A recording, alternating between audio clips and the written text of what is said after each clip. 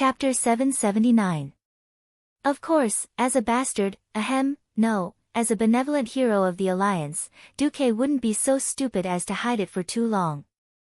When Magni finished creating Ashbringer, Duque would see the so-called prophecy, which would send the adventurer brewer Lang Bronzebeard on a treasure hunt. Coincidentally, he would pass by the Ice Dwarf's territory. Anyway, he had the legacy of the Mediv. Since the Mediv had become a charlatan, no one would suspect him even if he made a cameo appearance. If he couldn't find it, how could he, Duque, be blamed? As the days passed, Duque began to wonder if the original history had collapsed. On August 5th, year 15 of the Dark Portal, the Horde finally gathered all the ships and began to cross the sea. Thrall was cautious. He was still wary of the Alliance attacking the Horde's fleets.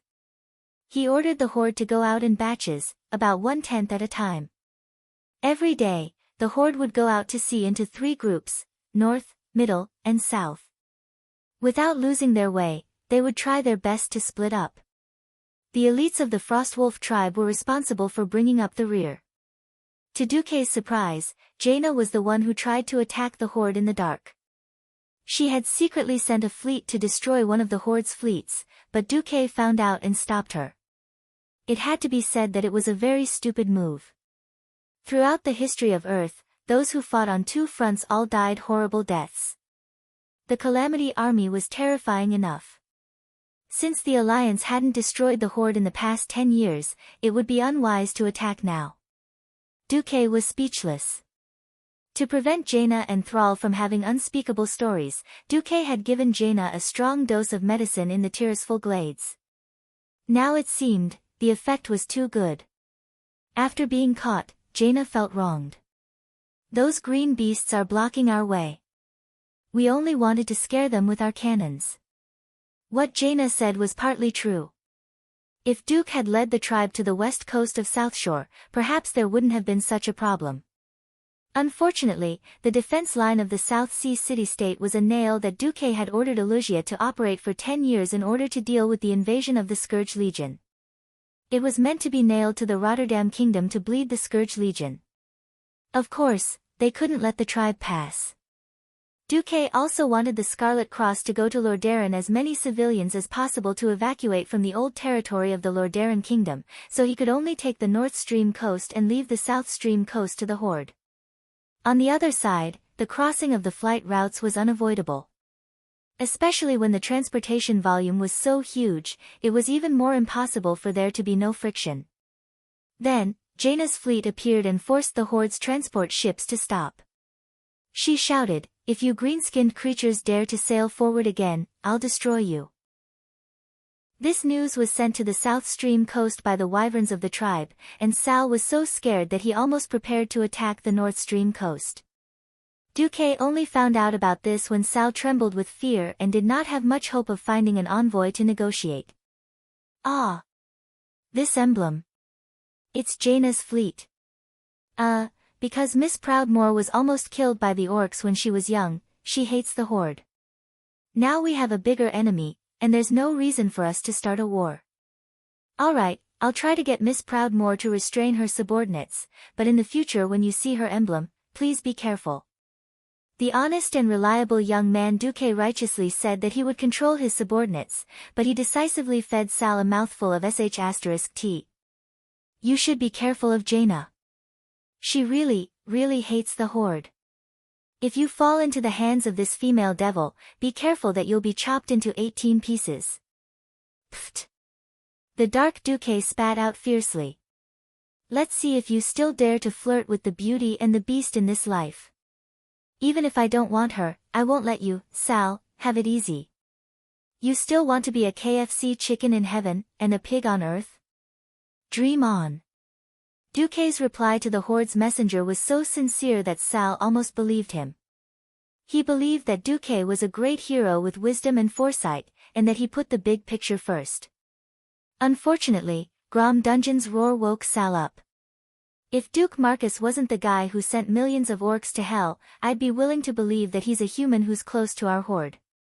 Yes. On the entire continent, if Duque claimed to be second in terms of the total number of horde kills, no one would dare to claim to be first. To be honest, Duque didn't want to be so good to the horde. But the scourge was spreading too fast. Duque could only get rid of the horde as soon as possible. Get out! Get out! Scram as far as you can. Duque didn't hesitate. The next day, he sent a copy of the Scourge's marching map to Sal. He explained directly, the Horde can either speed up the migration, or the Alliance will start a war with the Horde. We may not be able to deal with the Scourge, but we can still deal with the Horde. This time, Sal really believed him. Without another word, on the 8th of August, they organized the largest crossing of the sea, sending away the remaining 50,000 Horde in one go. And on the 10th of August, news came that on the 9th of yesterday, Torrent Fort fell for the second time. Half of the soldiers in the city were slaughtered. Even King Garen Trollbane died in battle and became an undead.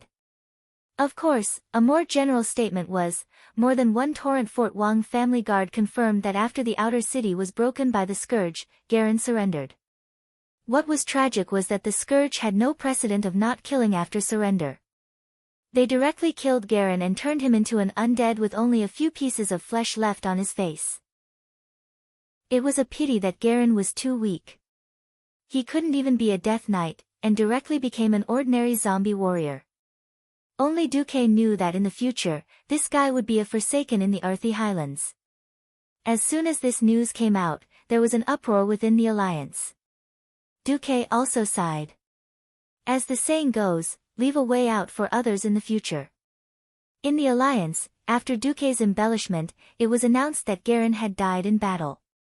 After all, a dead king could inspire the survivors' will to resist the Scourge. On the 12th of August, the main force of the Scarlet Cross landed on the northern coast of Lordaeron and the Whispering Coast, opening up the 3rd and 4th escape routes.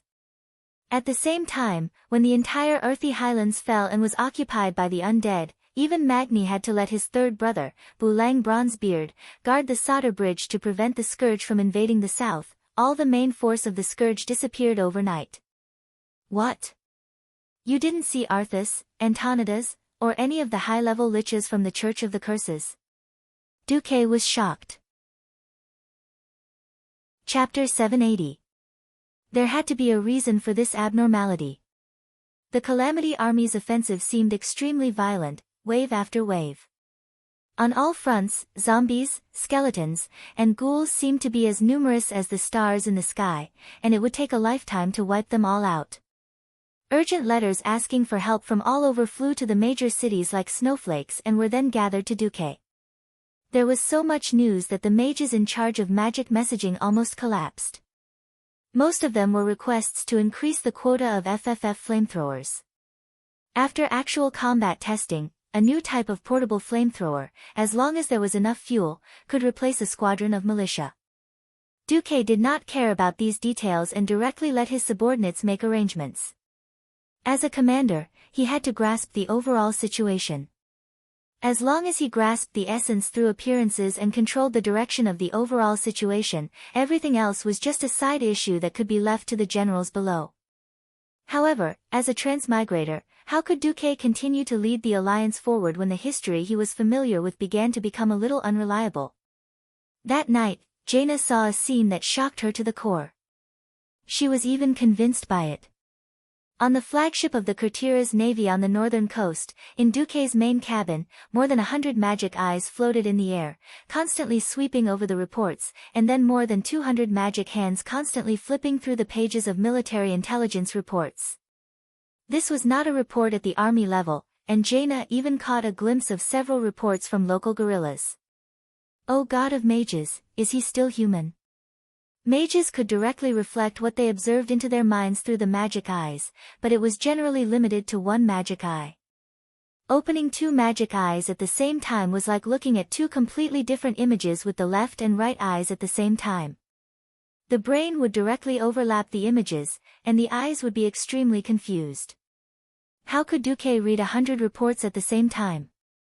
Just hearing the noisy flipping of the pages, Jaina felt like she was hearing a tsunami.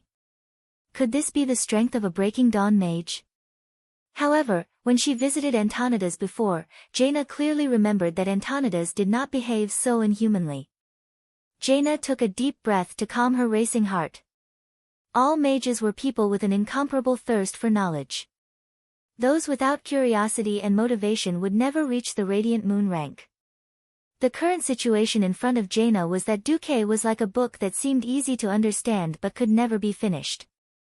Just when she thought that she had gotten close to Duque, she realized that it was just an illusion. It seemed near but was actually far away. He couldn't catch up no matter how hard he tried. This feeling of anger and envy clung tightly to Jaina. No. I must see Duque's true strength. Besides, with my current identity, it's not offensive at all, Jaina said to herself. After all, she still had the dual titles of Duque's fiancé and disciple. When Jaina carefully walked through the incomparably exaggerated main cabin and arrived at the bedroom that was supposed to be the captain's cabin but was now open for Duque's use, she saw a scene that made her teeth itch. That's right. At first glance, Jaina wished she could bite Duque to death. Duque, who seemed to be working, was lying comfortably on the bed, his head pillowed on the lap of his personal maid, Vanessa. Vanessa, who was dressed in a black and white maid uniform, was gently massaging Duque's temples and other acupuncture points with her nimble and smooth hands.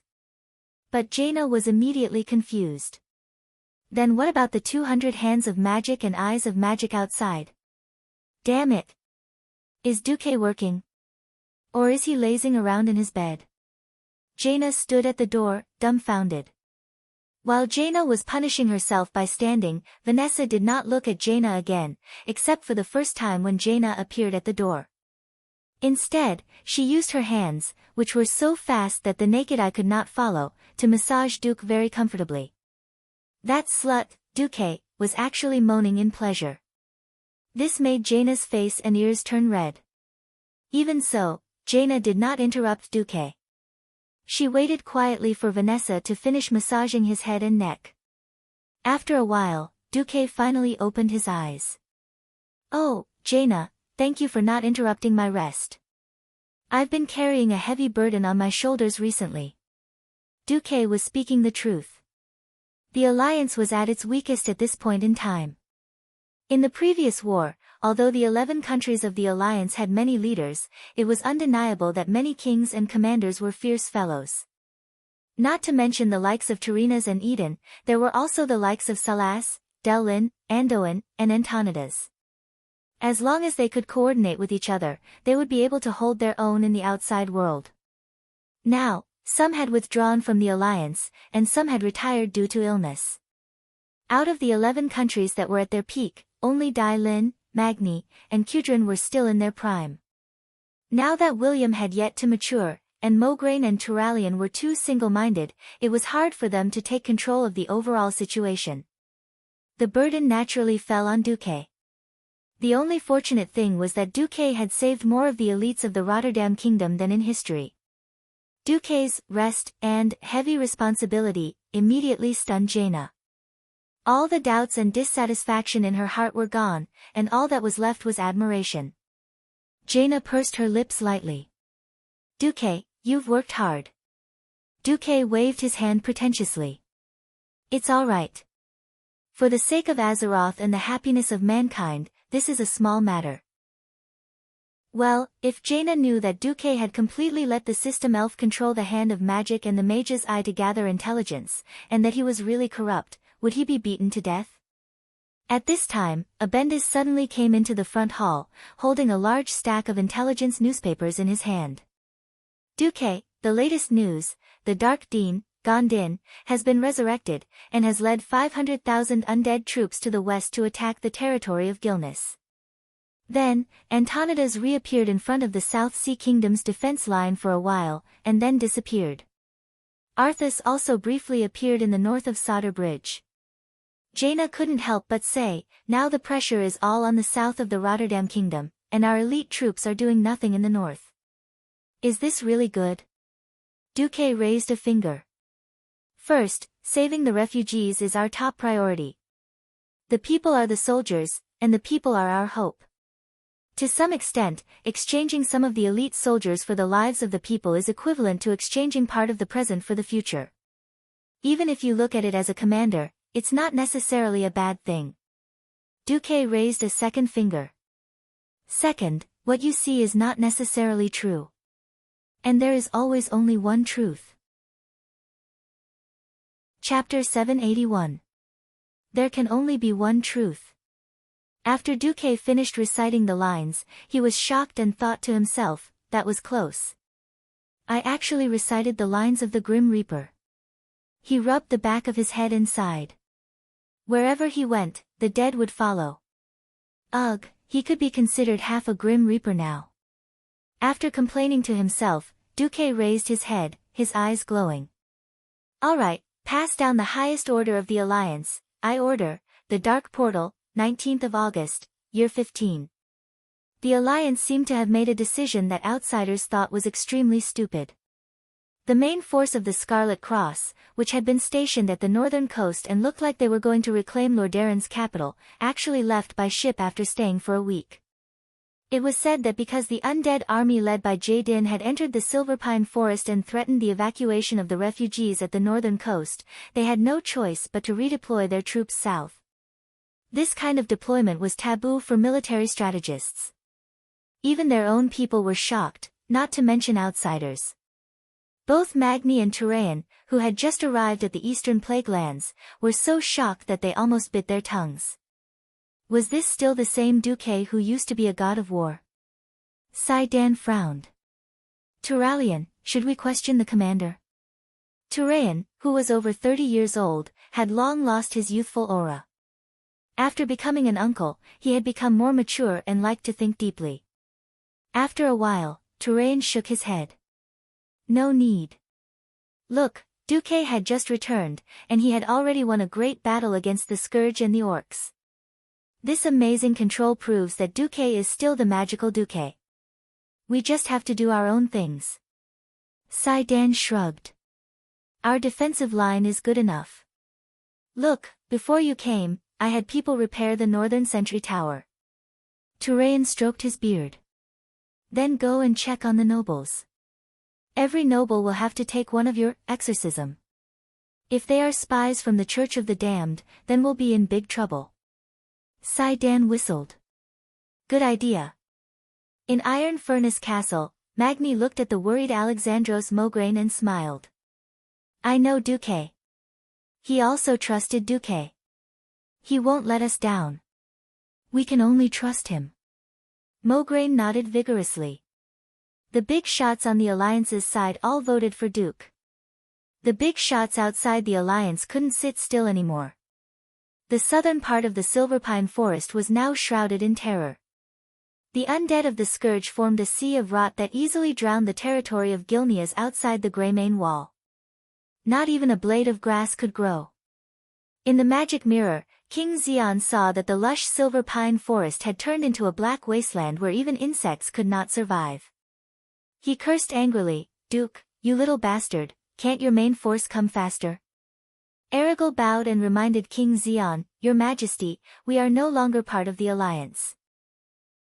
Commander Marcus is under no obligation to rescue Gilneas. Shut up. I know. Xian was not the only one with a bad feeling. When he heard that Duke had led his main force away from the borders of Quell, the Loss, the Sun King Anastrian immediately flew into a rage. With one hand, he melted the goblet in his hand that was made of pure gold and inlaid with many precious gems. This news made Kale, that's, who was trying to persuade his father, speechless. Extremely pure fire elements flowed on the old palm of the Sun King, melting the last trace of gold between his fingers. After a while, the Sun King spoke. My child, didn't you say that I was despicable before? You actually used Sylvanas' love for the motherland to use Duque through personal relations to force Duque, the supreme power of the Alliance, to help us Kuel Salis? Kale, that was speechless.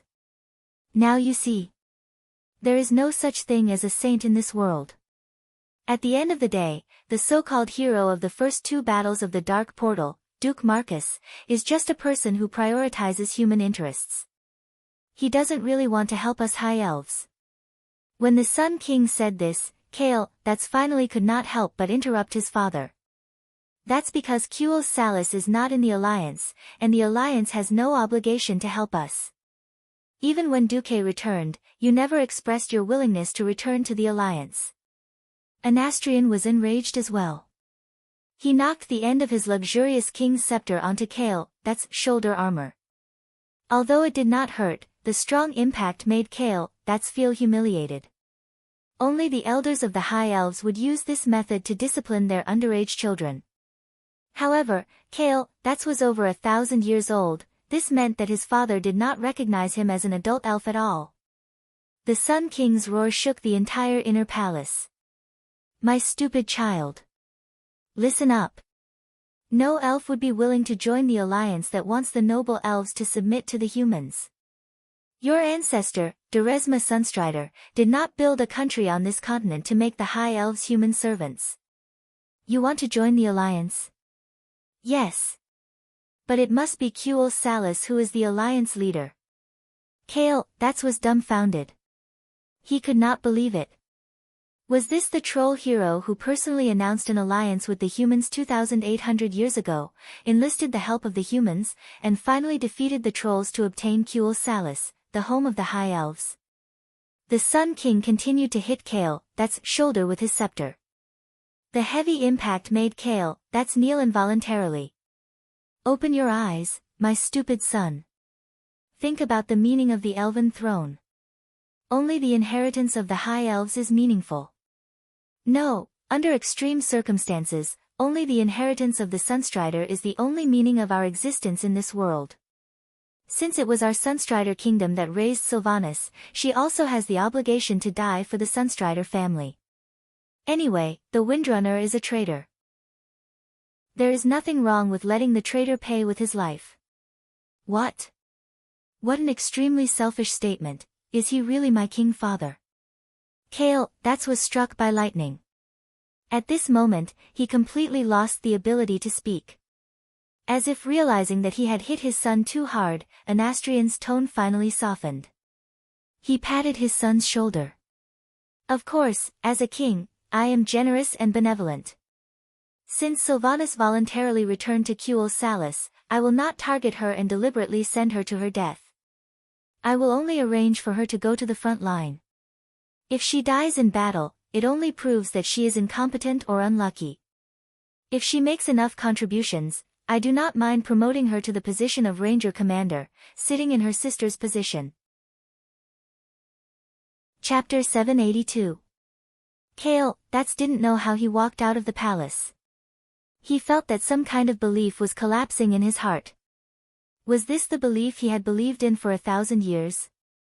It wasn't the pursuit of the ultimate in magic, but a simple nostalgia for power and worship of power. So what if Sylvanas reached her sister's position one day? There were only so many high positions in the kingdom, like a transparent pyramid that could be seen from the bottom to the top. However, unless one was an elven mage with a noble bloodline, it was impossible to reach the top.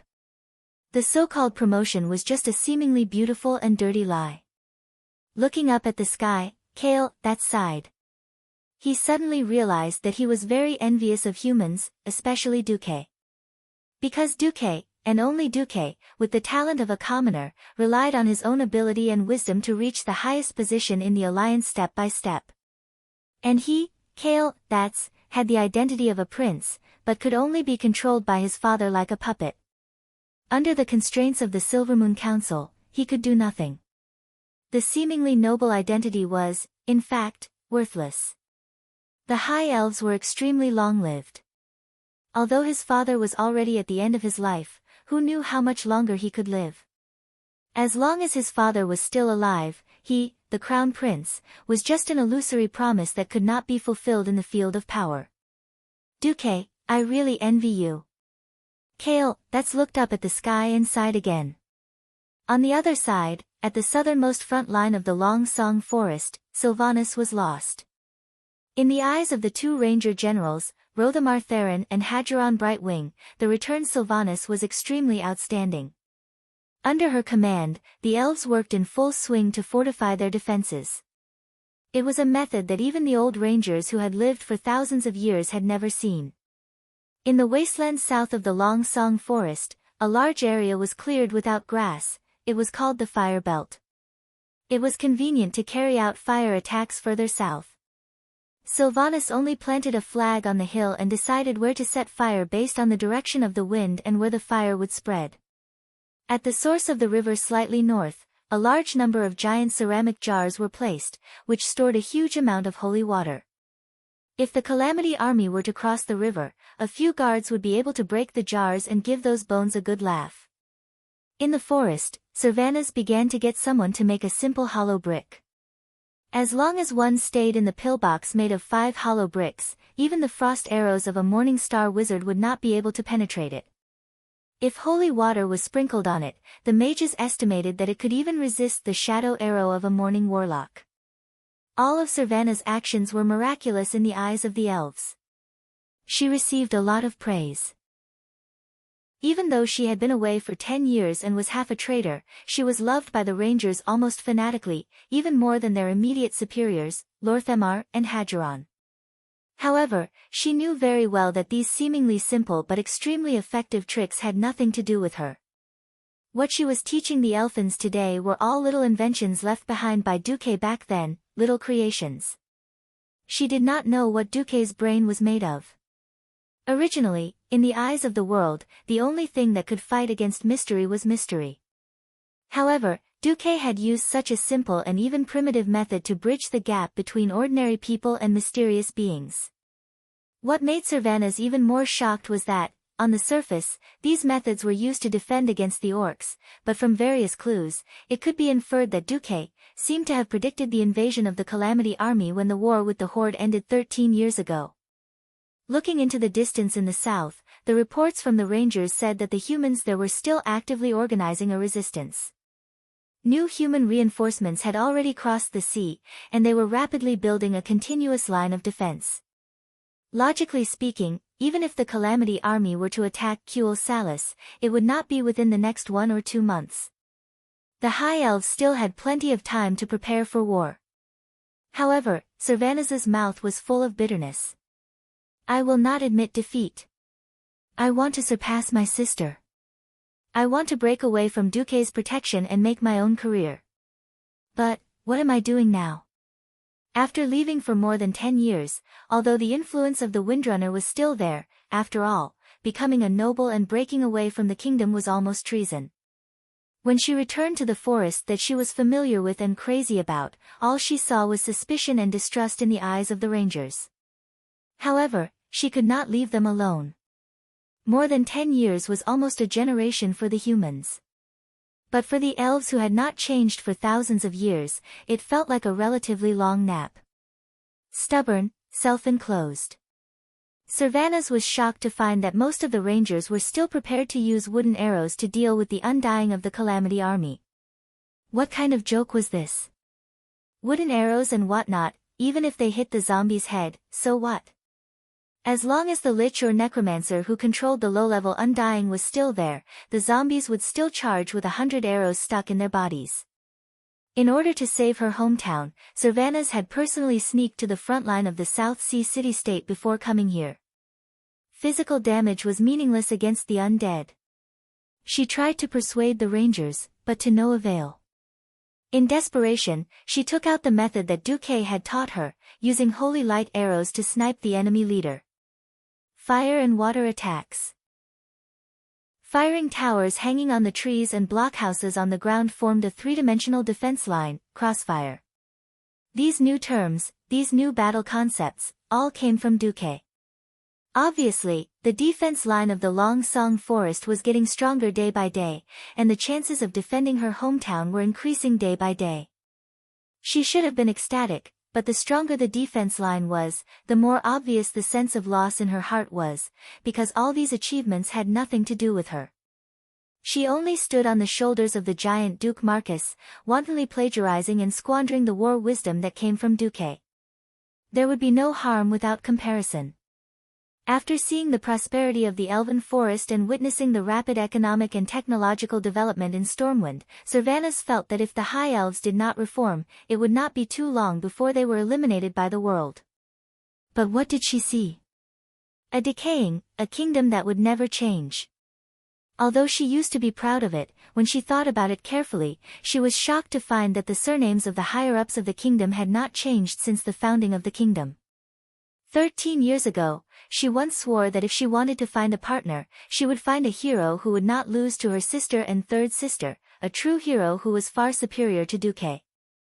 Unfortunately, looking back at the entire High Elves kingdom, looking at those so-called nobles who were arrogant but did not do anything, Sylvanas only wanted to vomit.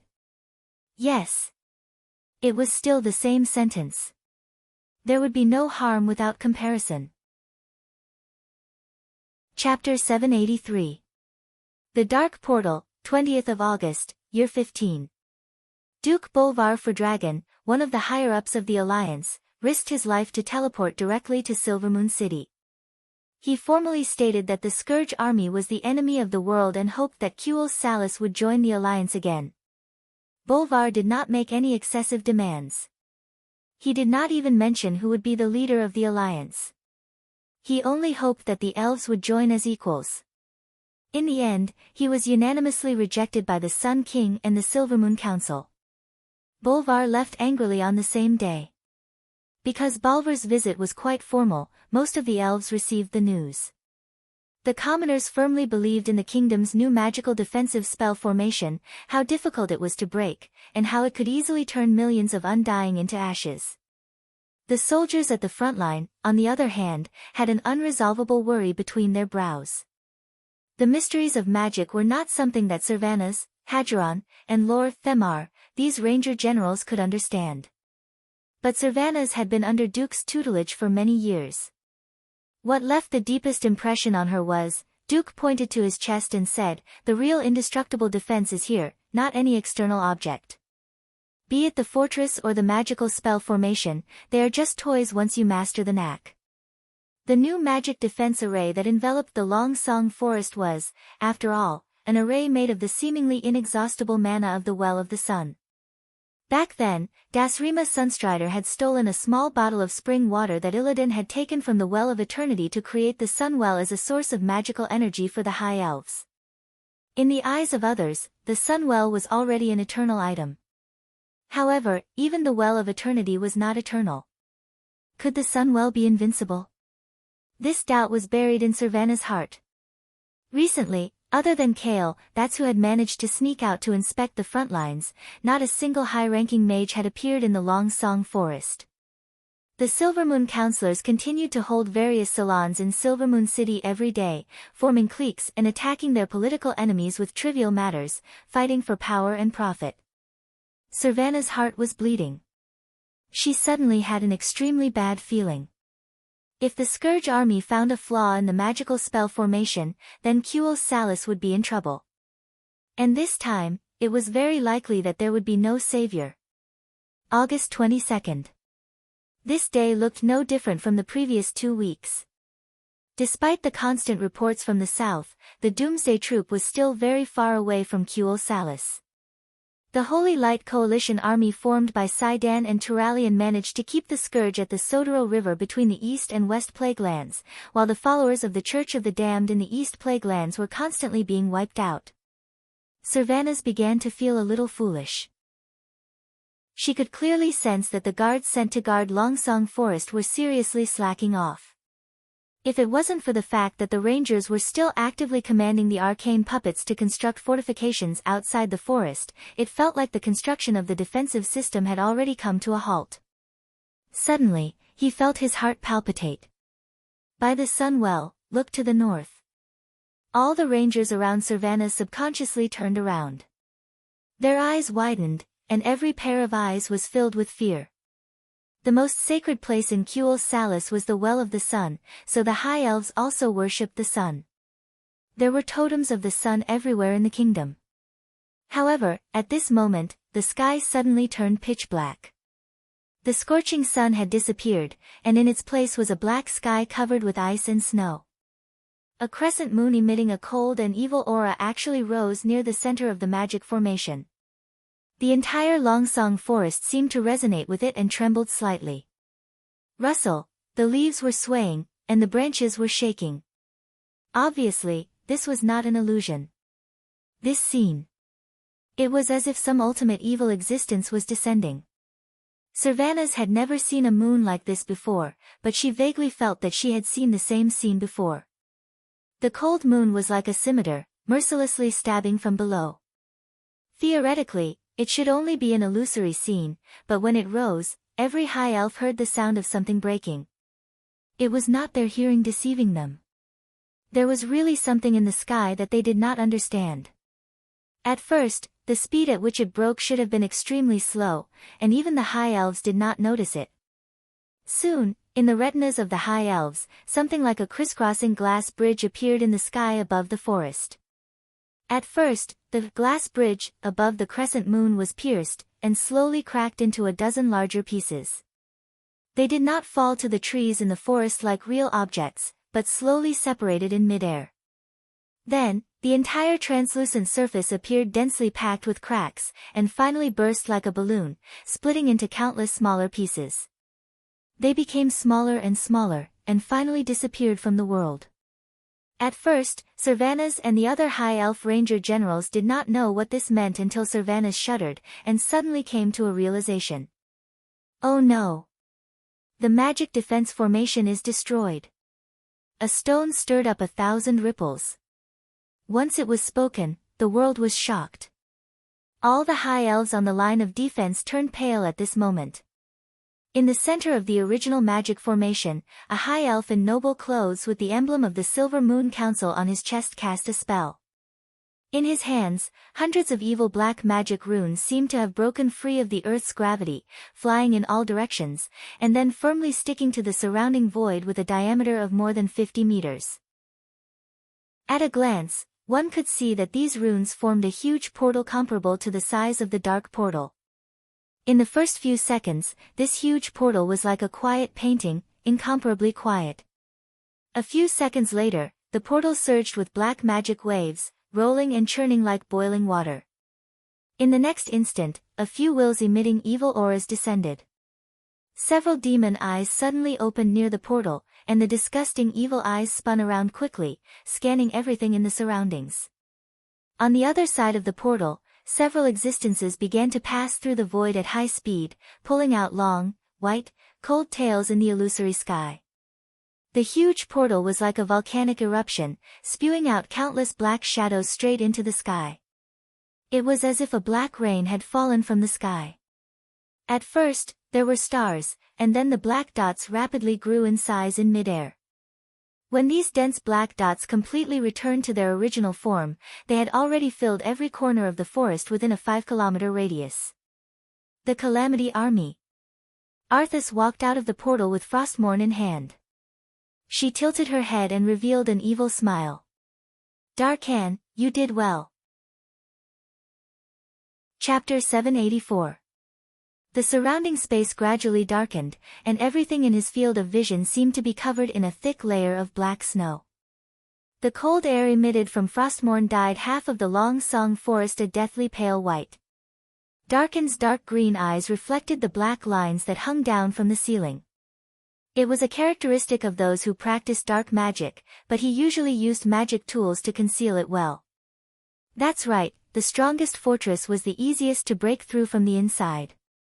No one would have thought that Darkan Delethil, the guardian of the magic formation and a member of the Silvermoon Council, was actually a degenerate who worshipped dark magic and pursued eternal life.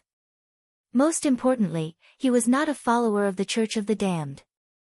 It was a pleasant surprise that the Lich King, Zul, had unintentionally discovered when he scanned Kuel's Salus with his divine will. Both parties hit it off immediately. As a member of the Silvermoon Council, Darkan's path to promotion had been blocked. He could not advance to Breaking Dawn, nor could he seize the throne of the king. Facing the end of his life step by step, he was unwilling and indignant. That stubbornness and endless thirst for power drove him step by step into depravity. The most prosperous countries were often the easiest to breed the darkest depravity. Darkhan was undoubtedly one of the best of the best. This wide-area defensive magic formation that Kuel Salis had spent countless resources, manpower, and resources to create could not be completely handed over to Darkhan. However, the Sun King and the Silvermoon Council did not expect that the key to the other magic formation was in the hands of the resourceful Ranger General, Theron. Both Theron and Darkhan, as well as the elf knight Riadaline who had sought refuge with Duque, were close friends. Darkhan easily swindled the magic key to enter the core of the magic formation. The source of mana for the magic formation in the Long Song Forest naturally came from the mana vein that extended from the Sunwell. Darkhan used the knowledge that the Lich King had taught him to easily reverse everything. Not only did he open the magic array, but he also used the magic power supplied to the magic array to create a portal that was almost as large as the Dark Portal, allowing the million elites of the Scourge army to travel more than 2,000 kilometers and appear in the core area of the Long Song Forest. Seeing Arthas walk up to him with his head held high, receiving praise from the leader of the Death Knights, Dalcan trembled in excitement. "Thank you, Your Majesty Lich King, for your appreciation. Thank you, Lord Arthas, for your praise. You won't be left out. Come, use your hand to hold the edge of Frostmourne." Arthas suddenly thrust the ice demon's sword in her hand into the ground. Anyone could easily sense that a wave of extreme coldness was extending endlessly through the ground. The trembling Dalcan hesitated for a moment, but he immediately realized that he had betrayed the High Elves. There was no other way out for him.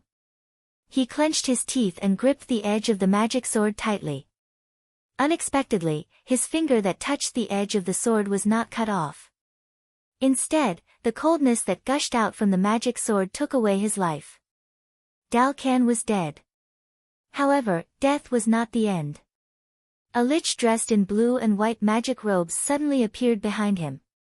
If there were any familiar faces, they would be able to recognize him from his pale face that he was the former Breaking Dawn archwizard Antonidas, who had turned from the most powerful human to the most powerful undying lich. Old Anthony stretched out his bony palm and placed it on the thin layer of ice on Dalcan's back. There was no feeling of touching something hard. Instead, Antonida's palm passed through the layer of ice as if it was soaked in water, pressing against Dalcan's back. Magic circuit. Reconstruct. Expand. This is a good material. In a few short breaths, the Breaking Dawn Lich retracted his palm, and the ice on Dalcan's body suddenly exploded. Ha ha ha. Is this the power of death? Is this the power of immortality? Ha ha ha. How sweet. How intoxicated I am. Dalcan came back to life as an undying. The last trace of blood on his body had just faded, and the elements dancing in his palm had all turned into black dark force. How is it? Arthas asked.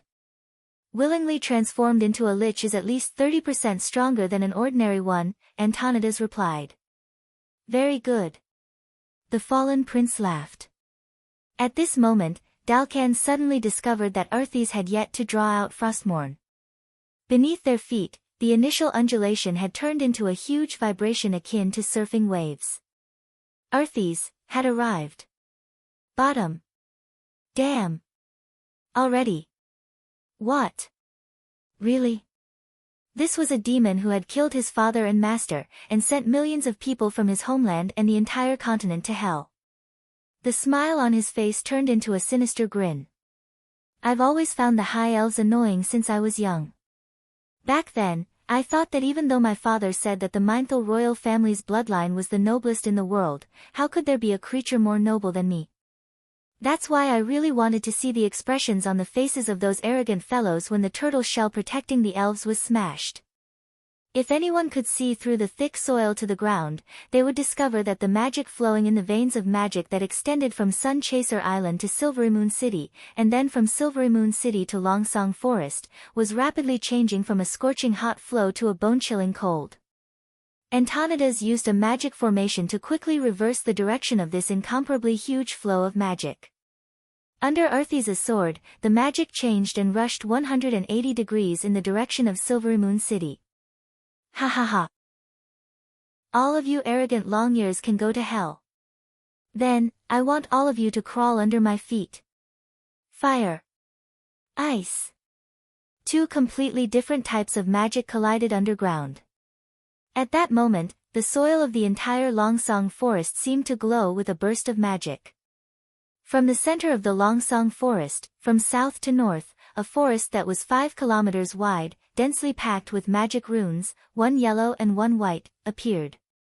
On the ground of the entire forest, the light that seeped out of the ground flickered continuously.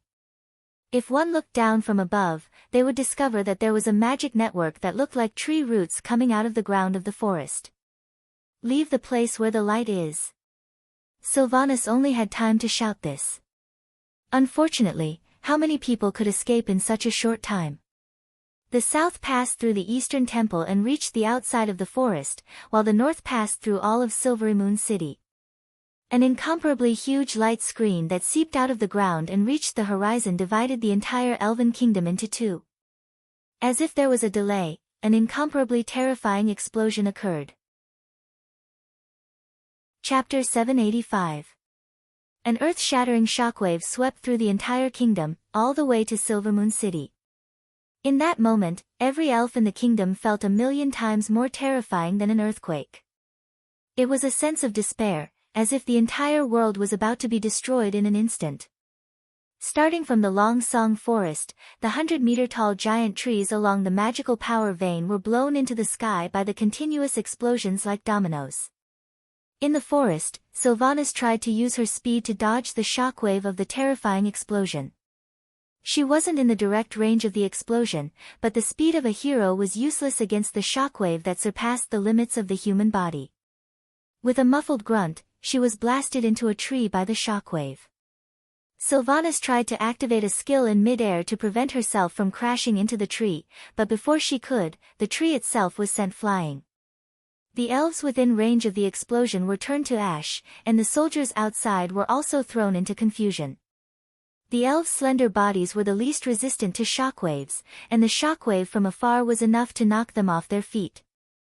Many were even blown off the ground, crashing into various corners of the forest.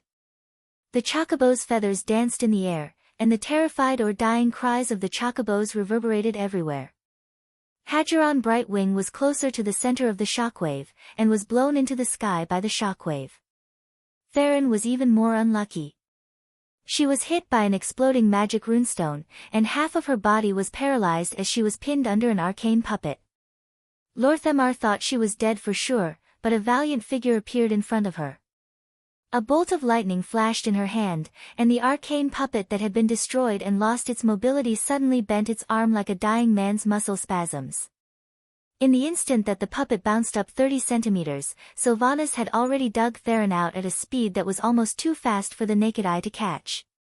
The next moment, Sylvanas raised her hand, and a gust of wind swept out from her palm, pushing Hadgeron, who was about to fall to his death, away from the tremendous momentum of falling from the sky.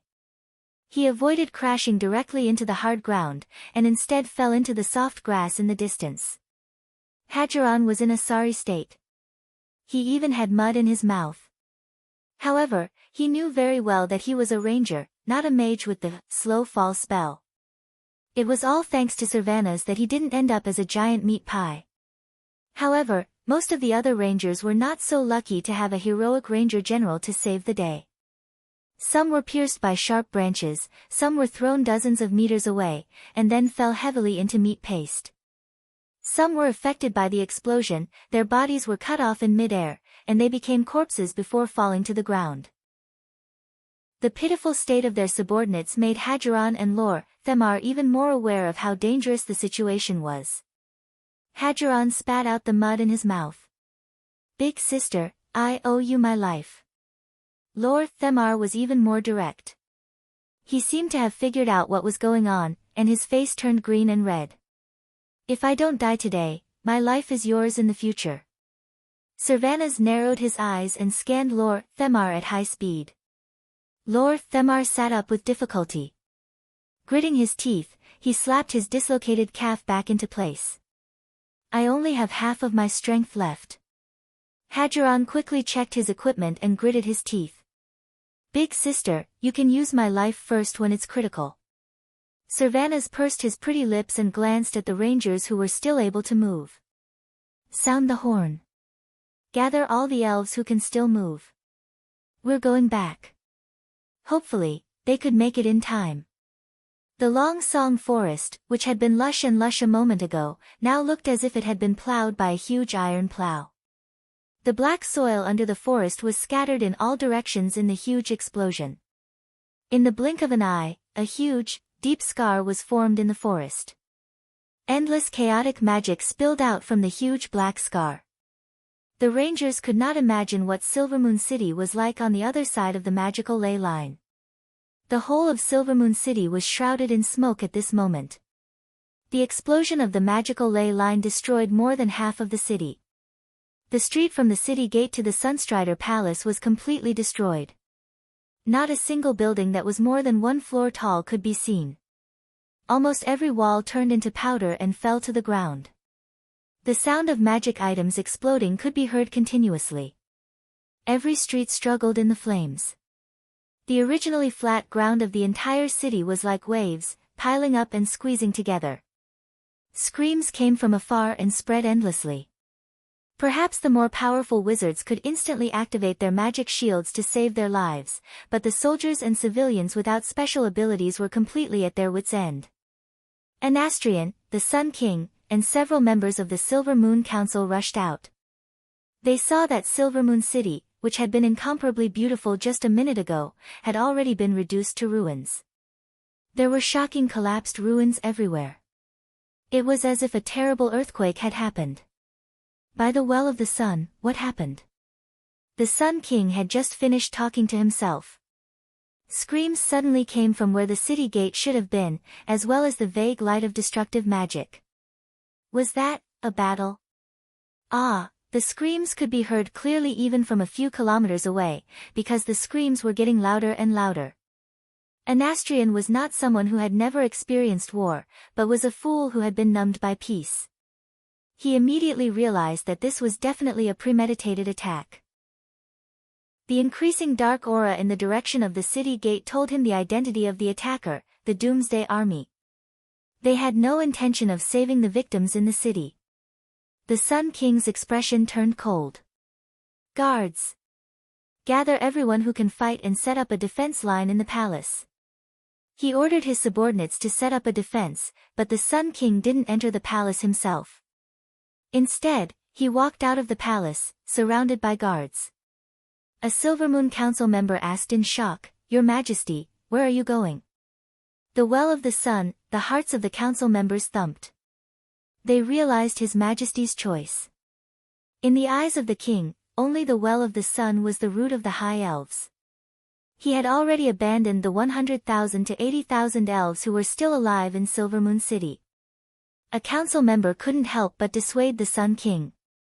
"Your Majesty, are you going to abandon your subjects just like that?" Before Anastrian could finish, something even more shocking to him, as well as all the council members and guards, happened. A bridge made of ice suddenly extended from the direction of the city gate to everyone in a few breaths. Before anyone could react, a huge ice disc carrying a few figures that emitted an ominous aura had already arrived. Chapter 786. Qul Salas's self-isolation was for political and military reasons. In fact, the High Elves were everywhere in the Eastern Kingdom in terms of life, economy, and so on. Didn't they see that King Dalen's lover was an elf? Not joining the alliance to fight against the Calamity Army didn't mean that Anastrian didn't know what was going on outside. Even if he knew, his heart still couldn't help but skip a beat when he saw the standard dead face of his old friend Antonidas. There were sounds of moaning and crying, the crackling sounds of fire burning the city, the loud sounds of explosions, and the increasingly loud sounds of killing coming from the original direction of the city gate. The Sun King didn't pay attention to all these sounds. All his attention was on Antonidas, who had become a lich, and the Death Knight beside him who held a skeleton-shaped magic sword. Along with the evil aura that was so thick that it could not be dispersed was the cloudless frost that quickly covered the entire sky above Silvermoon City, blocking out the sun and destroying the summer. 3 seconds later, a voice came from the sky above the Qul Salas Palace. Anastrian, the voice was clear, dignified, and carried an inhuman coldness. It seemed to show its owner's indifference and cruelty towards life. The Sun King squinted his eyes that had crow's feet at the corners. His face scrunched up, and he snorted coldly without showing any weakness. Humph. Arthas? Unless the king was as outstanding as Thoradin the Great, humans with short lifespans wouldn't attract the Sun King's attention, no matter if they were high and mighty kings or lowly peasants. But Arthas was different. Apart from his notorious patricide and master-killing, he also represented another meaning, eternity. Even though he was a dead person, his strength made up for his appearance. There was a flash of jealousy in Anastrian's eyes, and Antonidas caught onto his negative emotions. As the most evil magic weapon and a magic sword that could seduce people, Frostmourne wouldn't let go of this point. The whisper from the demon's sword caused Arthas's lips to curl into a strange smile. Sun King stabbed his gorgeous and dazzling golden staff into the stone bricks of the palace and sneered. You guys are not bad. Darkin. You're not bad either. The Sun King merely glanced at Darkan, the great traitor, before withdrawing his gaze. If you're here to kill me and snatch the Well of the Sun, he bellowed in a deep voice. Bring it on. Kill you? Snatch the Sun Well? When have I ever said such a thing? Arthas chuckled softly. Then, a fanatical look appeared on his face. No. I'm here on behalf of the Lich King to grant you eternity. As long as you are willing to become a lich, you will be able to exist in this world forever and rule over your subjects forever. Furthermore, you will be even more powerful. Strong. Big. It was almost as if they were responding to Arthas's declaration. At some point in time, the Death Knights had already passed through the ruins of Silvery Moon and arrived in front of the palace. They dismounted from their skeletal warhorses and knelt on one knee, placing their left hands on their chests to show their utmost respect to the owner of the declaration. The great Lich Antonidas took a step forward and smiled as well. Old friend, look at how weak you are. Just like how I was a few months ago. Time destroyed our bodies, causing our magic to deteriorate day by day. But now, I'm different. Different? After sensing the Sun Well magical power veins that were still flowing under the palace, the Sun King raised his head in disdain and declared confidently, "This is Silver Moon City, my home ground. No existence can defeat me here. Antonidas, you tied with me before purely because we were in a neutral area. Home ground?" Antonidas smiled mysteriously. "This is not just your home ground." The next moment, Anastrian understood what his old opponent meant. Death. Terror. Anguish. Fear. All the negative effects that living beings could have became the source of the Great Lich's magic power. This was the cataclysm. This was evil. Furthermore, as the Calamity Army continued to teleport into the forest, massacring and spreading fear in Silvery Moon, Antonidas's power would only increase. It was obvious that this was enough to make up for the gap between him and the Great Lich. What made the Sun King most uneasy was that the Calamity Army had occupied one of the three magical power of the Well of the Sun as a source of magic to supply the portal. As time passed, the number of undyings that appeared in the land of Kuel Salus would only increase. But Anastrian was not willing to give up. He had been crowned king for more than 3,000 years. How could he be willing to be the servant of a monster of death that came out of nowhere? Humph. No one can defeat me here. The Sun King roared loudly. Then, the staff in his hand released a dazzling divine light that was even brighter than the sun. We are not humans. Antonidas sneered and raised his staff high. Teach him a lesson. Arthas was unmoved. She stood quietly with her sword. A second later, the violent magic that surged out of the elemental realm, enough to change the color of the entire world, was shaped into a completely different nature and form. It collided in midair. On the other side, with Servanas as the leader, an elite elven troop was charging forward. The composition of this troop was very complicated. There were rangers, warriors, spellbreakers, paladins, and many arcane puppets that were originally set up at the front line. Because the attack was too fierce, many people only realized that they had been left behind by the troops after they had dealt with the enemies in front of them. The injured were left behind. Those who could not catch up were left behind. Those who were trapped were also left behind. But none of the elves had any complaints, because they were protecting the king. They were risking their lives to rush back to save their capital, their homeland. At this moment, Sylvanas did not look like a ranger at all. Instead, she looked more like a goddess of war. With a longbow in hand, she was always at the front of the assault troop, showing off her strong and heroic posture to the elves behind her. The sound of the longbow never stopped. When her left hand was tired, she would switch to her right hand. When her right hand was numb, she would switch to her left hand. Every arrow that carried wind and thunder would definitely blow up the head of the most difficult Undyings. Perhaps a lich with powerful magic power could ignore the Undyings' defense arrows, and break the Undyings' magic shields, using the power of thunder to destroy the Undying souls. Chapter 787. Or perhaps it was the Death Knights who were skilled in martial arts and good at using dark magic to repair their damaged bodies.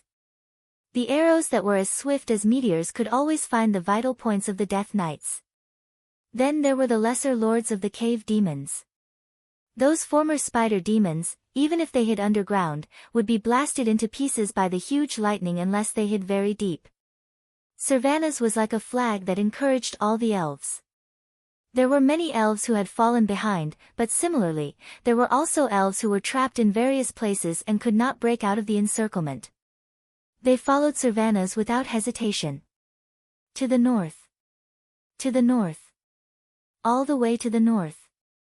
Destroy those filthy undead and demons. Kill, kill, kill.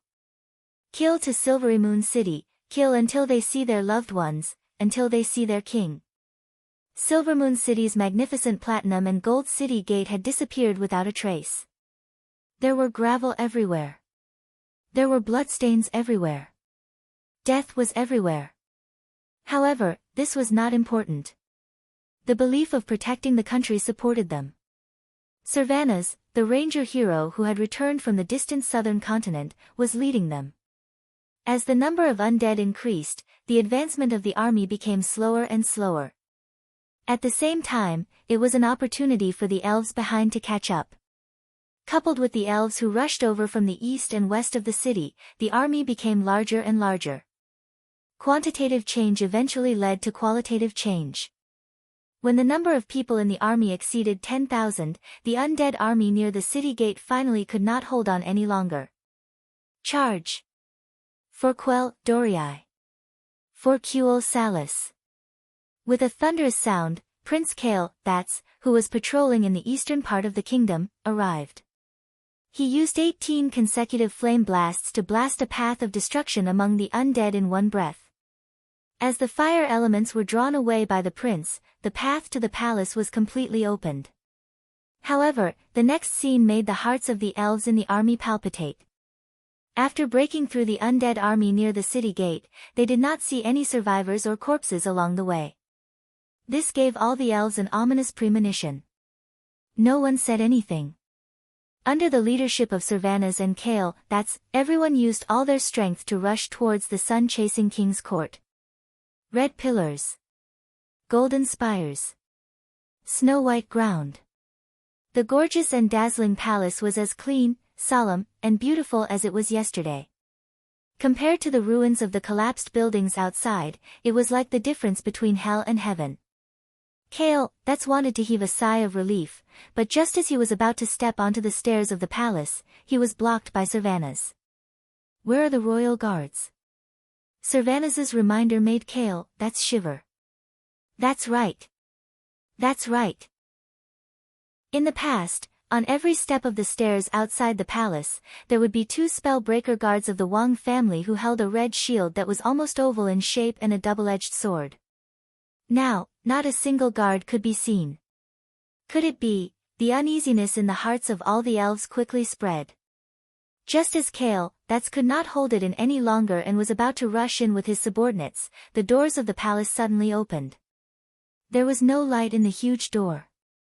Because the sky was covered by the canopy of undead, and the entire city was filled with a faint, icy mist, no matter how good the rangers' eyesight was, they couldn't see what was happening in the palace.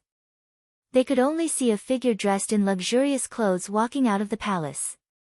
After spending 1,000 years together, it was impossible for him to mistake that silhouette and that attire. Father.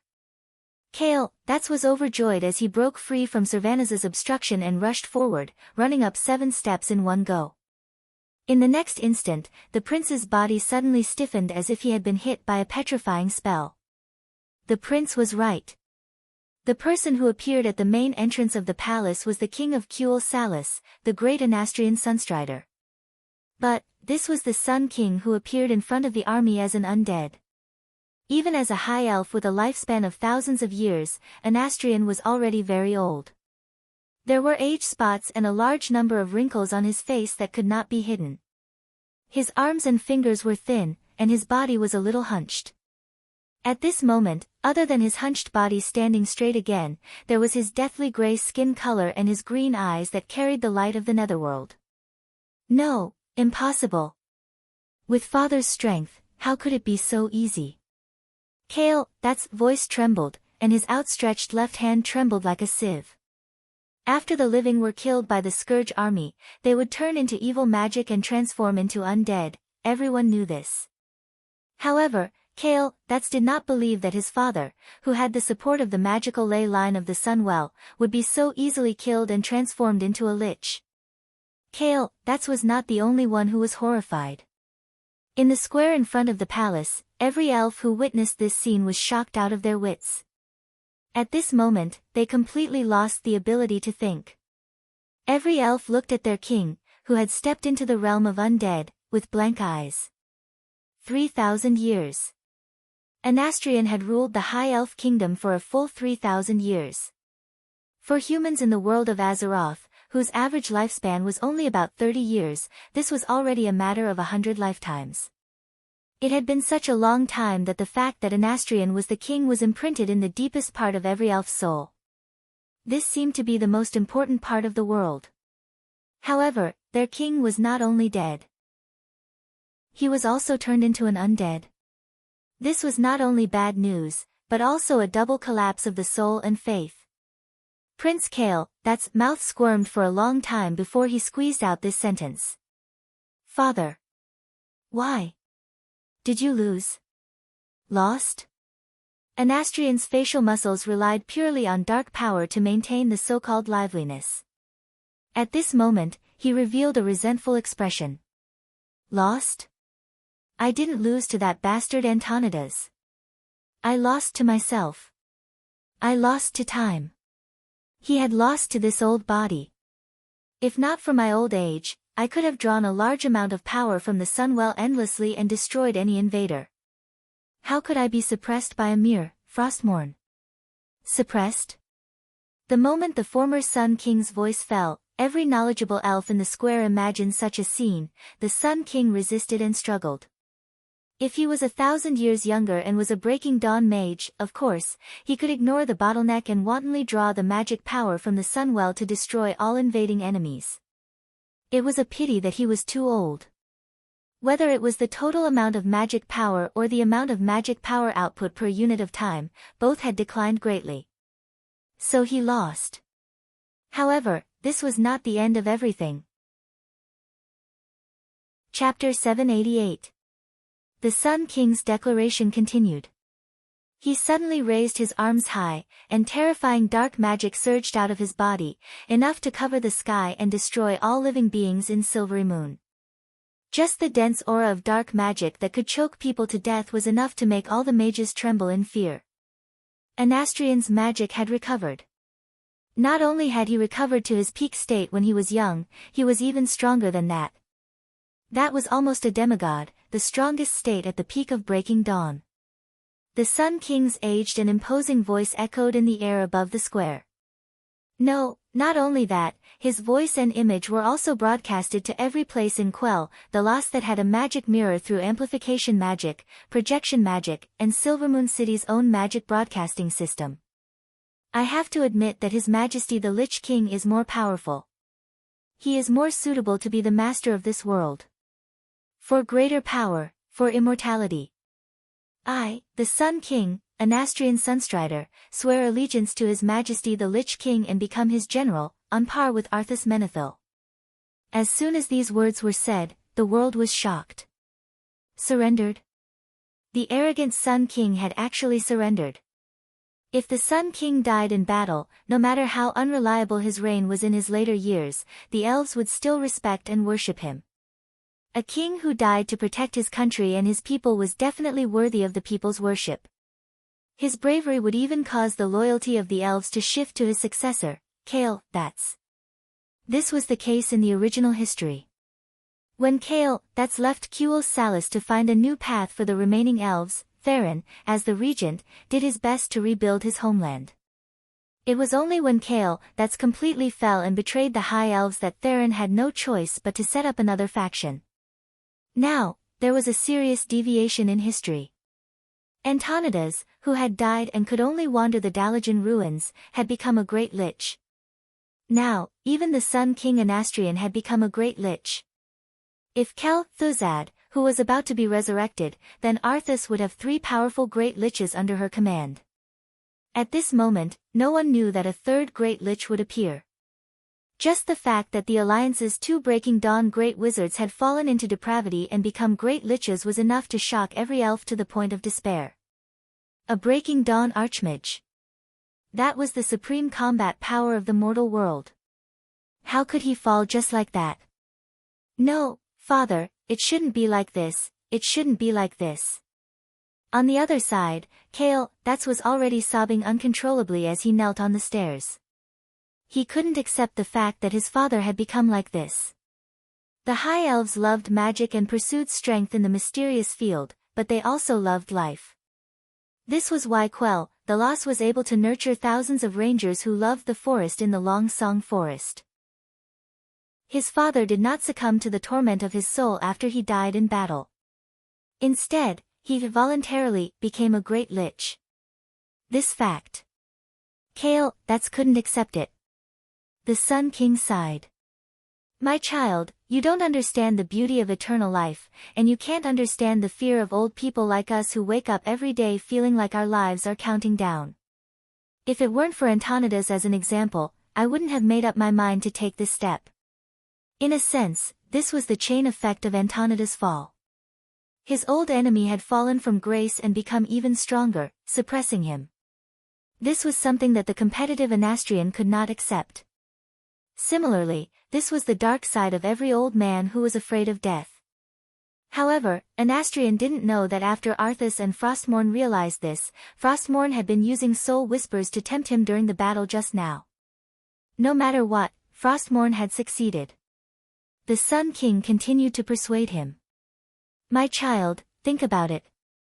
Why can the despicable night elves, who exiled us, have eternal life, while we can only suffer from old age and death? Why do we have to accept the weakening of our power and the restriction of using magic? In the past, there was no way, but now, we can have a better future. Following his words, nearly 10 figures in magic robes appeared beside the Sun King. Kael, that's, Lord, that's, and Hadgeron covered their mouths in disbelief. They couldn't imagine that more than 80% of the Silvermoon counselors had chosen to fall like the Sun King. Yes. They were all very old. Perhaps with the lifespan of the High Elves, they still had 100 years to live. This was a long time for humans, but it was the end for the elves. The temptation of immortality was hard to resist. Come. My child, Kael, that's, become one of the undead with me. Let us, father and son, rule Quell, the Lost forever and become eternal kings. And all of you will become an indestructible part of the undead kingdom. After persuading his son, the Sun King continued to announce the fate of the other soldiers. No, I don't want to die. Sorry, death. I can't accept it. The army hesitated. Even though this was an order from their king, the elves were still seriously shaken. If it were any other order, even if it required them to sacrifice themselves, they might gladly accept it. But who could accept becoming such an ugly monster after death, especially the elves who loved beauty as much as their lives? The hesitation soon turned into a commotion. The crowd became agitated. The next second, the situation changed again. A wall of death flames that was 50 meters high, emitting a dark aura, soared into the sky and tightly surrounded the entire square in front of the palace, including the tens of thousands of elves. This was the work of the Sun King. A former Silvermoon counselor walked out and sneered. Lowly subjects. This is not a request from your king, but an order from your king. You can choose not to accept it and be killed, but in the end, you will still become immortals. Or you can voluntarily become immortals. If it's the latter, you can obtain more power than you had when you were alive. Hiss. All the elves gasped. At this moment, as if to demonstrate, a row of Silvermoon counselors released their dark magic power. Suddenly, a black aura soared into the sky, suppressing all the voices of dissent. Be killed. Become weak. Or voluntarily die. Become stronger. If it was death anyway, then there should be no need to consider what choice to make, right? The voice of the Sun King sounded again. Is there anyone else who objects? If not, my child, you will be the first to set an example for everyone. Chapter 789. The Sun King's words forced Kale, that's into a dead end. Which elf in their right mind would commit suicide to become a lich? Putting aside the eternal life that the world tree brought to the night elves, just the lifespan of the high elves was extremely long. It was not a problem for them to live for thousands of years. The world of Azeroth was very kind to the elves. They could maintain their youthful appearance for 90% of their lives. From 100 years of age to decades before their death, they would generally maintain the appearance of handsome men and beautiful women. Most elves loved beauty. Other than Darkan, who was a fanatic of dark magic, no one was willing to die and become like that. Of course, it was another matter if they were caught by a Breaking Dawn mage and forced to die. Although they did not want to admit it, there seemed to be clear evidence that a dead Breaking Dawn mage would become stronger. Should they be killed first, become weak, and then be enslaved? Or should they throw themselves into the embrace of darkness? If death was the prerequisite, there was almost no need to consider this choice. Unfortunately, no one wanted to die, especially under such circumstances.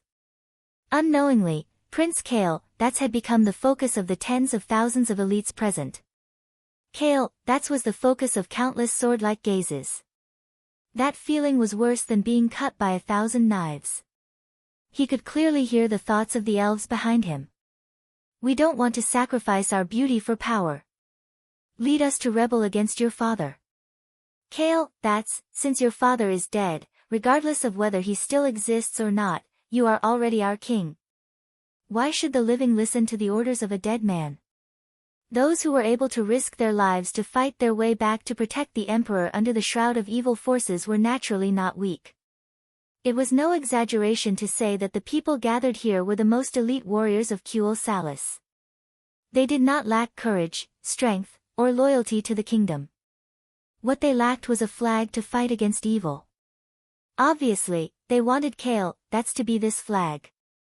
Kale, that's was gentle, sincere, powerful, and had a perfect image. He was the role model of the entire Kuel Salis. At this moment, he was also the hope of the elves. Even though they knew that they were no match for him, the hearts of the elves were still in their throats, eager to hear the declaration of resistance from the mouth of their beloved prince. No. Even if it was just a shout filled with resistance. They would not hesitate to fight the Sun King who had fallen into evil. Anastrian, who attempted to drag the entire race into the abyss of death in order to not die, did not deserve to be their king. But, they were doomed to be disappointed. Kale, that's mouth squirmed. From the trembling of his robe, one could imagine how much his body was trembling under the robe. Your Majesty, you. Theron suddenly shouted. He hoped to wake Kale, that's up. The dead were already dead. Dead men do not deserve royal power. As long as Kale, that's, the righteous prince, raised his arm and called himself king, he would definitely gain the recognition of all the soldiers. That's right. At this moment, Kale, was already a king in the truest sense of the word. He only needed to take a small step forward. No one expected Kale, to actually, slowly kneel down. It was obedience to his father, obedience to the former king. Whether it was sincere or forced, he knelt down. Almost every living high elf felt a burning shame. It was the most ruthless kind of humiliation, as if they were being mercilessly whipped in the face. The prince that they had high hopes for was actually such a coward. Your Highness. I was wrong about you. Hadgeron Brightwing, who was not far from Kale, roared. But a more powerful female voice interrupted him. It was Theron's voice. You still call him your Highness? He doesn't even have the most basic respect for the living. He is not worthy of being our king. In the next instant, two huge hands of magic power appeared out of thin air and sent the two ranger generals flying. Then, they were pressed to the ground by the huge hands of magic power. Under the power of the mysterious magic, they could only let out muffled groans and could not utter a single word. The Sun King's voice sounded again. Come to me, my child. As a ruler, you must have the strength and dignity of a ruler. You don't have to care about their opinions. No one will oppose us. Because they will soon crawl in front of us as undead. They will be our subjects for all eternity. The voice itself had a strong magic power that completely surpassed the radiant moon level. It was so huge and terrifying that no one dared to resist. Kale, Sunstrider, surrendered. Perhaps some people would wonder why this Kaisi surrendered so easily. In history, after the fall of his country, he first sought refuge with the Alliance, then was put on death row by Vashj. Then, he was rescued by Vashj, poached by Illidan, but did not do well. In the end, he sought refuge with the most unreliable boss, Kill, Jaden, and fell. Someone had once discovered that such a large adult elephant was actually chained by a small iron chain tied to a small iron nail. This was because when the elephant was young, no matter how hard it struggled, it could not break free from the small iron chain. After failing day after day, the shadow of failure had been deeply rooted in its mind, forming a habit, and becoming a part of its life. I can't resist this iron chain. Think about it from another perspective. In the human world, being a crown prince for 20 years was already extremely difficult. But because of the long lifespan of the high elves, being a crown prince for 1,000 years was not a problem at all. More than 1,000 years of accumulated power. More than 1,000 years of taming. Even if he had always resisted, he had never been able to surpass his father. Just this alone would plant an indelible seed of failure in Kale, heart. If Kale, was bold enough, he would have long ago overturned the Silvermoon Council and revived the royal power. If Kale, was vicious enough, he would have long ago secretly poisoned his father to inherit the throne. There were many possibilities in this world, but there was only one result. Kale, who was raised in this semi-greenhouse environment, seriously lacked courage and decisiveness. That was why there was Kale, who always placed his hopes on the strong. That was why there was this timid prince who would obey even if he was asked to die. Time seemed to stop. The air seemed to freeze. All of the surviving elves had expressions of extreme horror and fury on their faces. They knew that the following death would be terrifying and miserable. But no one dared to stand up and fight against the incomparably terrifying undead king. Who else? Were there no more heroes among the high elves who dared to stand up and fight against such a terrifying tyrant? At this moment, when every elf yearned for a hero and a leader, a female voice sounded. I object. Chapter 790. Sylvanas stood at the front of the team, her light blonde hair fluttering in the wind.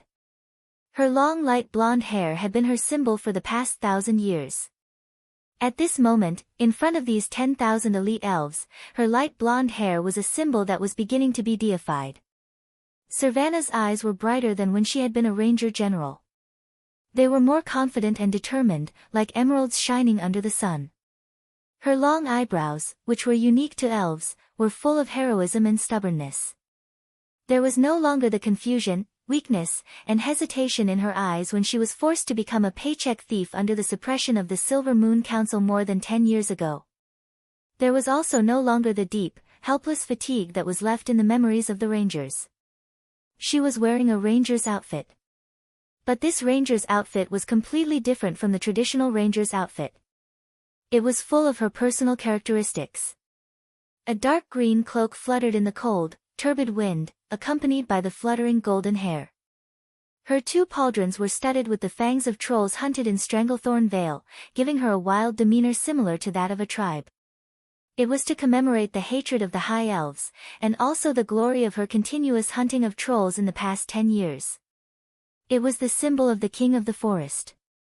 Other than the bikini breastplate engraved with lightning runes, her exquisite collarbones and sexy waist were the only things on her body.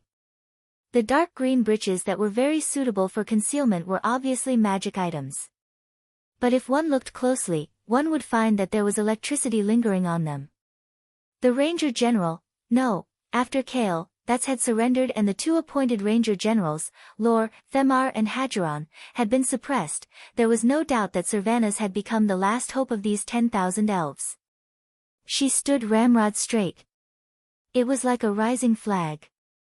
Although everyone could see that she was always at the forefront during the charge, when everyone was covered in dust and even covered in wounds, her sword, longbow, armor, and accessories were all new and clean. Even her long ranger boots were not stained with dust. She was like a proud commander about to attend a military parade, maintaining the perfect appearance that the High Elves wanted to see the most. Normally, even walking through a burning street would cause one to be stained by the ashes of the city. Not to mention, he was able to maintain such a heroic posture after killing over 1,000 undead creatures, both strong and weak. This was not only due to the power of wind and lightning surrounding her, but also the pinnacle of her combat skills. Suddenly, the elves couldn't help but exclaim in admiration. After 1,000 years of intermittent battles with the trolls at the edge of the Long Song Forest, and the baptism of the Second Battle of the Dark Portal, which was the largest in the history of the Eastern Kingdom, the once talented but inexperienced female ranger seemed to be following the footsteps of history, and rapidly grew on the path of a queen. A ranger hero and a forgotten queen. 2 completely different and unrelated figures seemed to cross the boundary of history at this moment, gradually overlapping and merging into one. The Sun King Anastrian and the Ranger General Sylvanas. One was at the bottom of the stairs in front of the palace, while the other was high up in the middle of the palace. A king who used to be high and mighty. An exile who had been abandoned by the kingdom. However, their gazes crossed the length of the stairs and met each other in midair. Anastrian ignored Kale, who was kneeling on the stairs and trembling slightly. He lowered his head and used his turbid eyes to look at the rebel who messed up his grand plan to force him to surrender.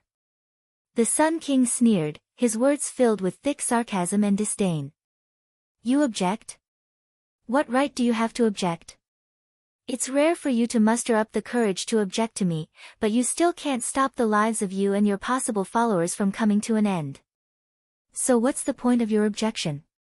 Sylvanas raised her head high, her beautiful, fearless face glowing with the light of life. I object. It's because I'm a ranger, and I at least know how to be grateful for the beauty of life. Unlike a guy like you whose brain is rotten, who only treats life as a tool to be trampled on and discarded at will. The Sun King sneered. Grateful for life? What's the point of such a boring feeling? As long as one is a living creature, one must always have the fear of death. Since one can't abandon the fear of death, then one should find a way to overcome death itself. My foolish subjects. Since you believe that death is terrible and miserable, and you don't dare to take this step yourself, then you should abandon your rationality and let me, as your king, decide everything for you. Sylvanas said sarcastically, let you decide. Do you think you, who have become so ugly, still have the right to decide to make us as ugly as you? Enough. Anastrian, you know that your life is gone, but can you please not continue to exist shamelessly? Don't even try to drag more people to die with you, knowing that you and your followers will not have any redemption in the future." The Sun King was clearly angered by Sylvanas' rebellious declaration. "You?" Sylvanas glanced at Kale, who was still trembling but did not dare to look at her. After sighing softly, she slowly raised the longbow in her hand, drew the bow, and nocked an arrow. She pointed the sharp arrowhead at the high and mighty Sun King, pointing at the once incomparably noble head that had now turned gray and ugly. "Anastrian, you have the right to give up your life, but you have no right to trample on the life and soul of every elf who loves life. With this sentence of yours, Sylvanas Windrunner, hereby declare that I don't recognize the Sunstrider as my king. So, my last advice to you is, go to hell." Undying. Every word was sonorous and powerful. Bit by bit, it seeped into the soul. Every elf, at this moment, felt an incomparably burning sense of excitement gushing out from the deepest part of their soul, spreading to every corner of their bloodline, and igniting every cell in their body.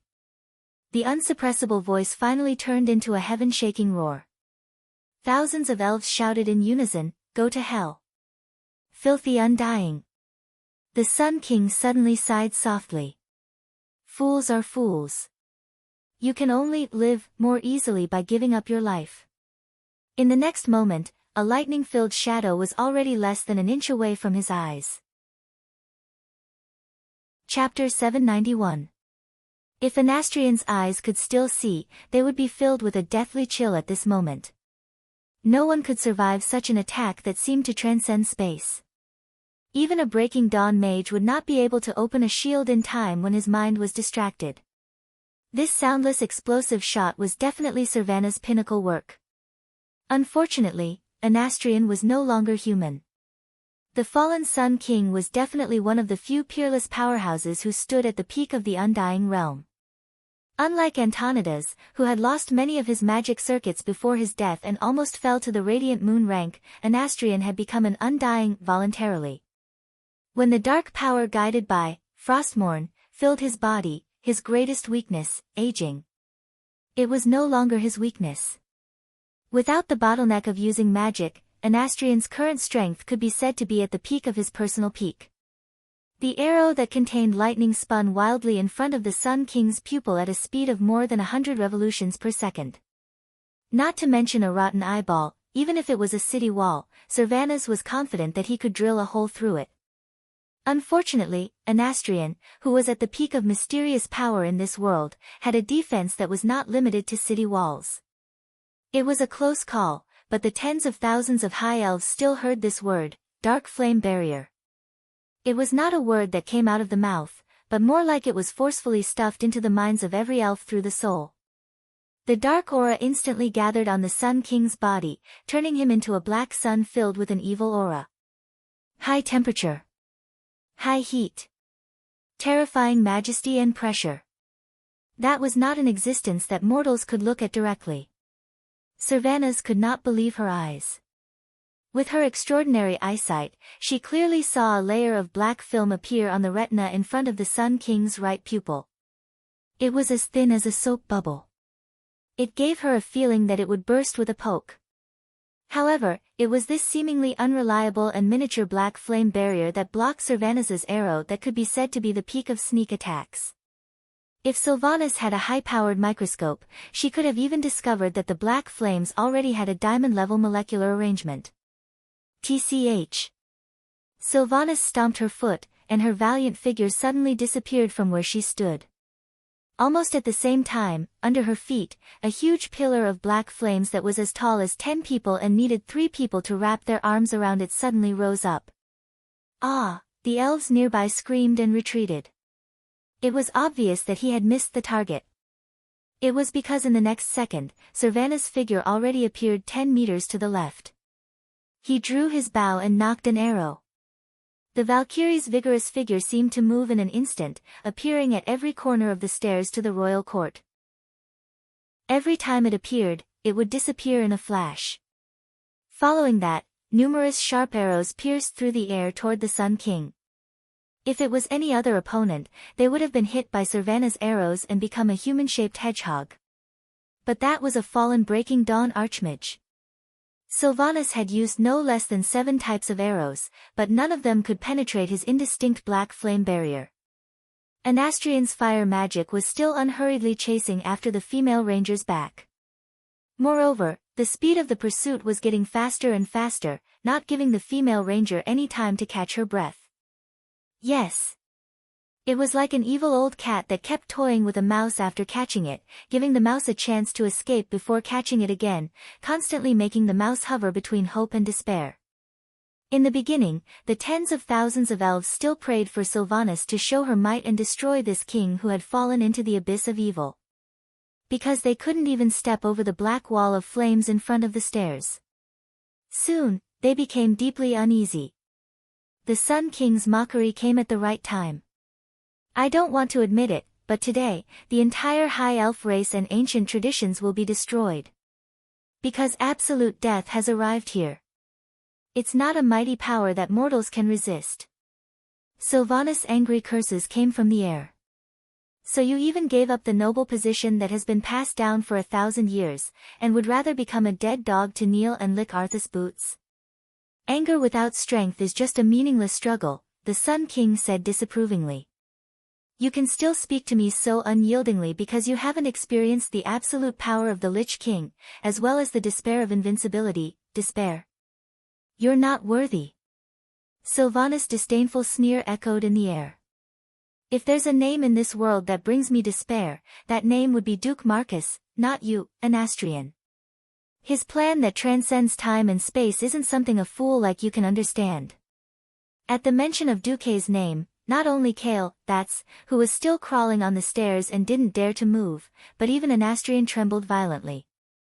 Sylvanas seemed to have found the Sunstrider father and son's sore spot, and mercilessly attacked with his poisonous tongue. Ha ha ha. You're right. Even your master Arthas' hand was cut off by Duke. And your master's master, Nthzul, was also defeated by Duke. Not to mention you, Anastrian. You're clearly an old dog that's afraid of death, so don't use greatness to cover up your fear of death and cowardice. When it came to arguing, the most important thing was the argument. Although Duke, who was at the peak of the Radiant Moon realm, normally couldn't defeat a Breaking Dawn great wizard, everyone loved to hear this argument. I can kill your boss, I can kill your boss, I can kill you. Yes, there's nothing wrong with that. At this moment, over 10,000 elves cheered in unison. The Sun King's face darkened. His originally pale face was now like the bottom of a pot because of the power of darkness. Gritting his teeth, the Sun King said coldly, I once gave you enough opportunities to embrace the supreme power of darkness, but you stubbornly refused. Don't blame me then. You, Ranger General Sylvanas Windrunner, will be displayed in front of all elves as a warning to others for resisting stubbornly. As his voice fell, the Sun King's attack method immediately changed. Space was being divided. Of course, it wasn't that the Sun King's power had reached the point where it could cut through space. It was the wall of flames that was difficult for rangers to pass through, rapidly dividing the entire space. From the largest cube, which had a length, width, and height of 500 meters, it rapidly shrunk, rapidly compressing the space that Sylvanas could move in. Chapter 792. Rangers were not mystics, and rangers did not have a strong life force or defense. In this situation, if she was a holy knight, she might be able to use invincibility to charge in and fight. But as a ranger, from the moment she could not shoot the enemy and refused to leave, Sylvanas' fate was decided. Like a poor bird in a cage, no matter how fast she flapped her wings, she could not break free from the shackles of the cage. Her space to move was getting smaller and smaller. Receive my strongest attack, the fallen king who tried to destroy his people and kingdom. Anar Alabalor, for the eternal sun. This was Sylvanas' most powerful arrow. It might be effective against other existences. The most powerful arrow often meant that she needed to stop moving and accumulate power. For a mage who had rich defense, control, and countermeasure methods, it was like sending herself to death. On the contrary, the sneak attack from before would be more effective. Servanas did not want to use this move until the last moment.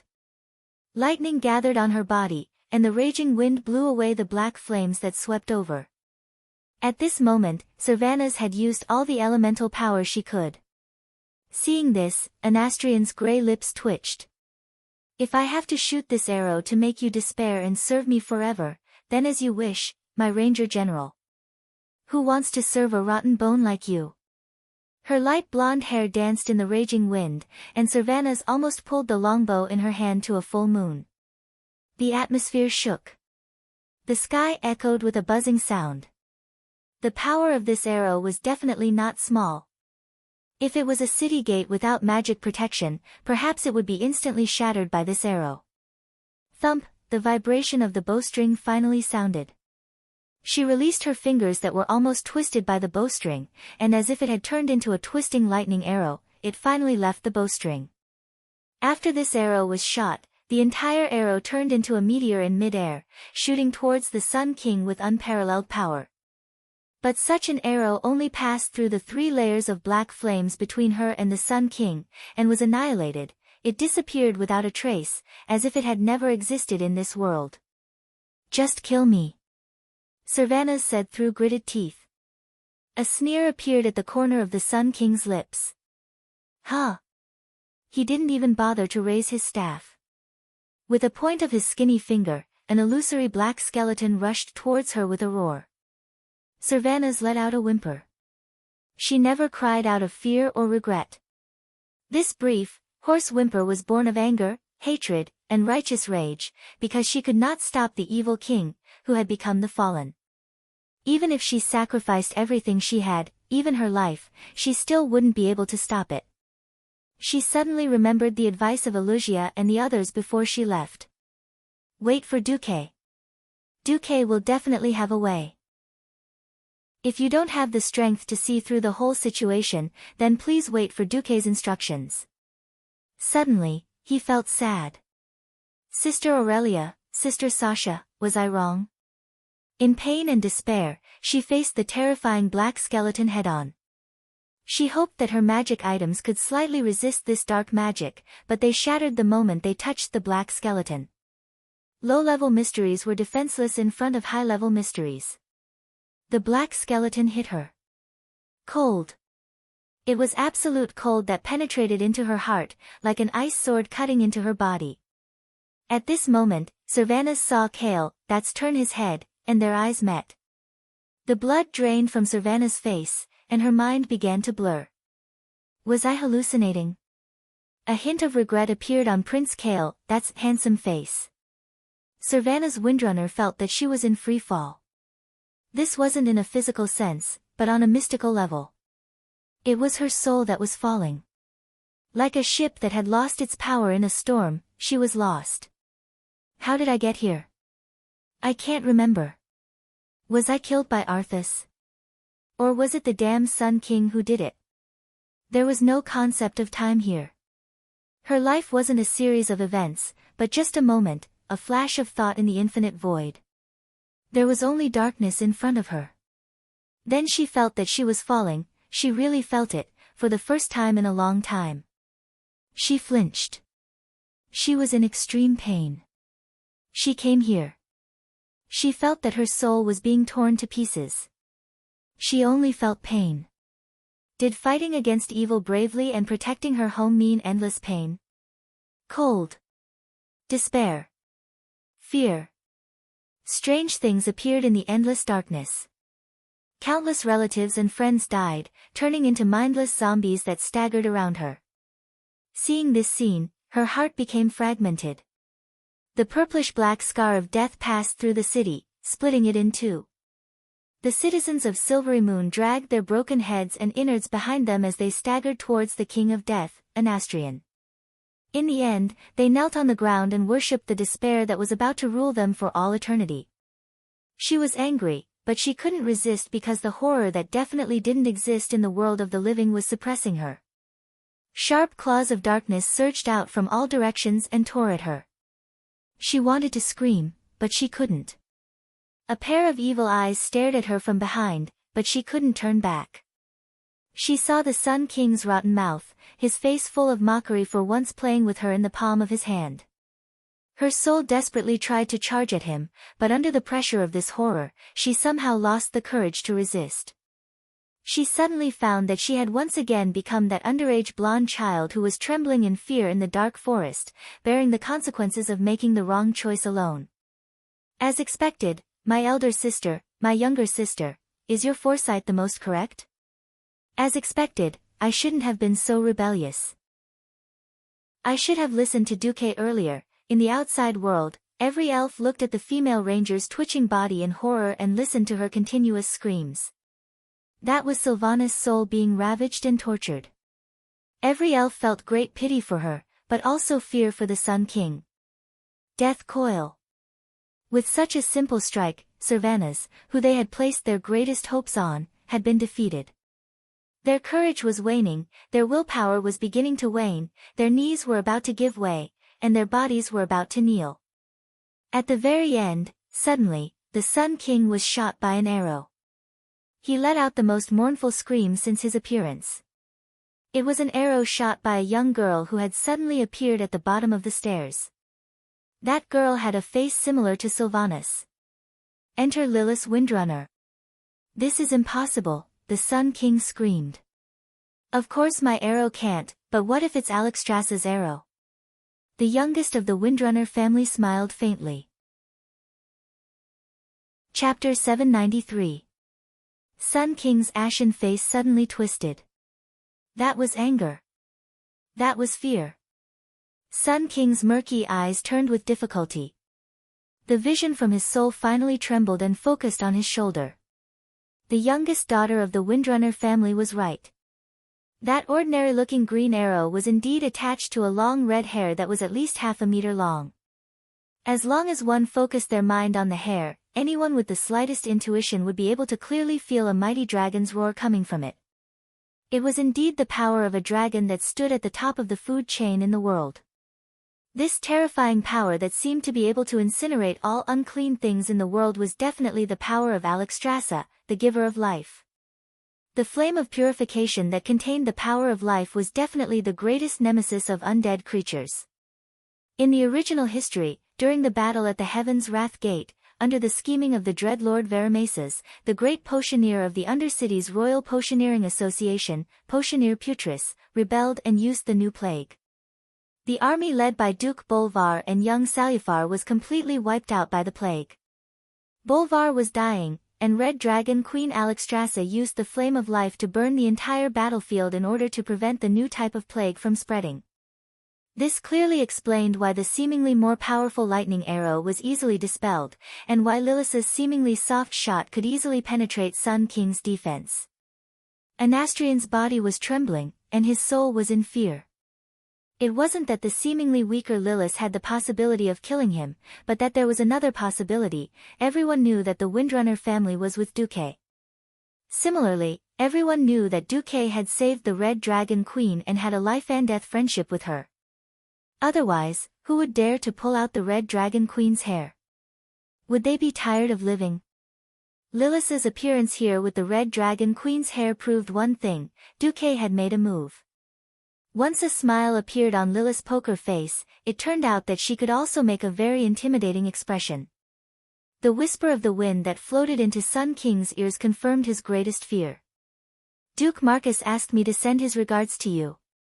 Duque made his move. Duque really made a move. The shock that rose from the deepest part of his soul made the Sun King unable to remain calm. The name of a man is like the shadow of a tree. Duque's crafty schemes and Duque's miracles had long been imprinted in the hearts of the older generation experts. Anyone who had experienced the previous battle at the Door of Darkness would never forget how Duque had calmly held the fort and annihilated the million-strong orc army. The High Elves would never forget how Duque retreated when the Long Song Forest was lost and the tribe's soldiers were at the city gates. That was Duque's highlight.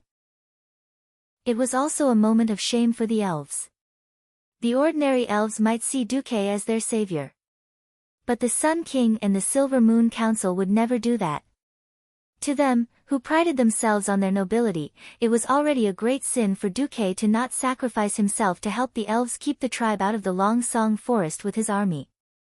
Whether it was intentional or not, Duque deliberately allowed the tribe to burn and loot in the forest and then forced Kuel Salis to join the alliance.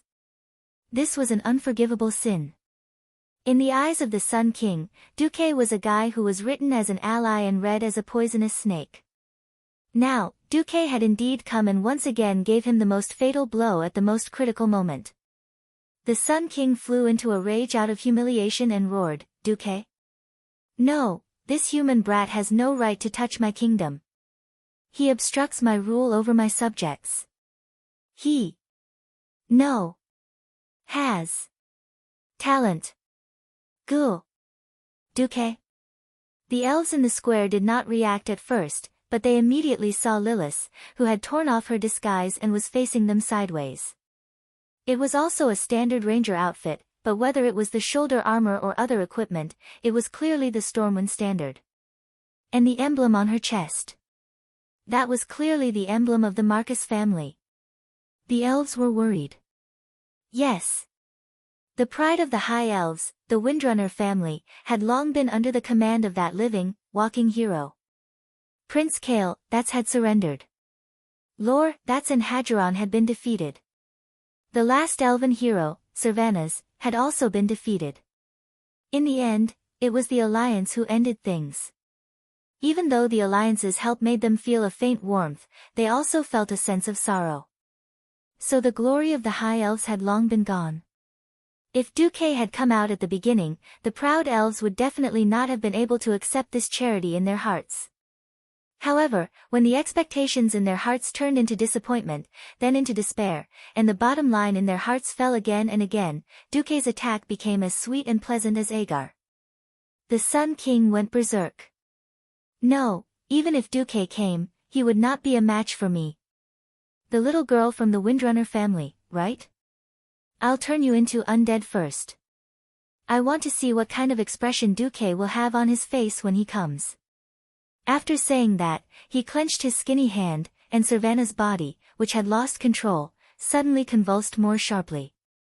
The vision of fear targeted the second sister of the Windrunner family. She was surrounded by terror. They happily tortured and ravaged her consciousness, taking pleasure in her pain. It was a painful and hopeless situation. It seemed that she would stay here forever, the boundless void, the darkness, and the unknown realm full of pain. Just then, she suddenly saw light. It was not a holy gold, but a mysterious purple blue. It was the light of arcane magic. She did not know whether it took a moment for the light to break through the darkness, or a lifetime. The light seemed to have opened its arms and came to save her.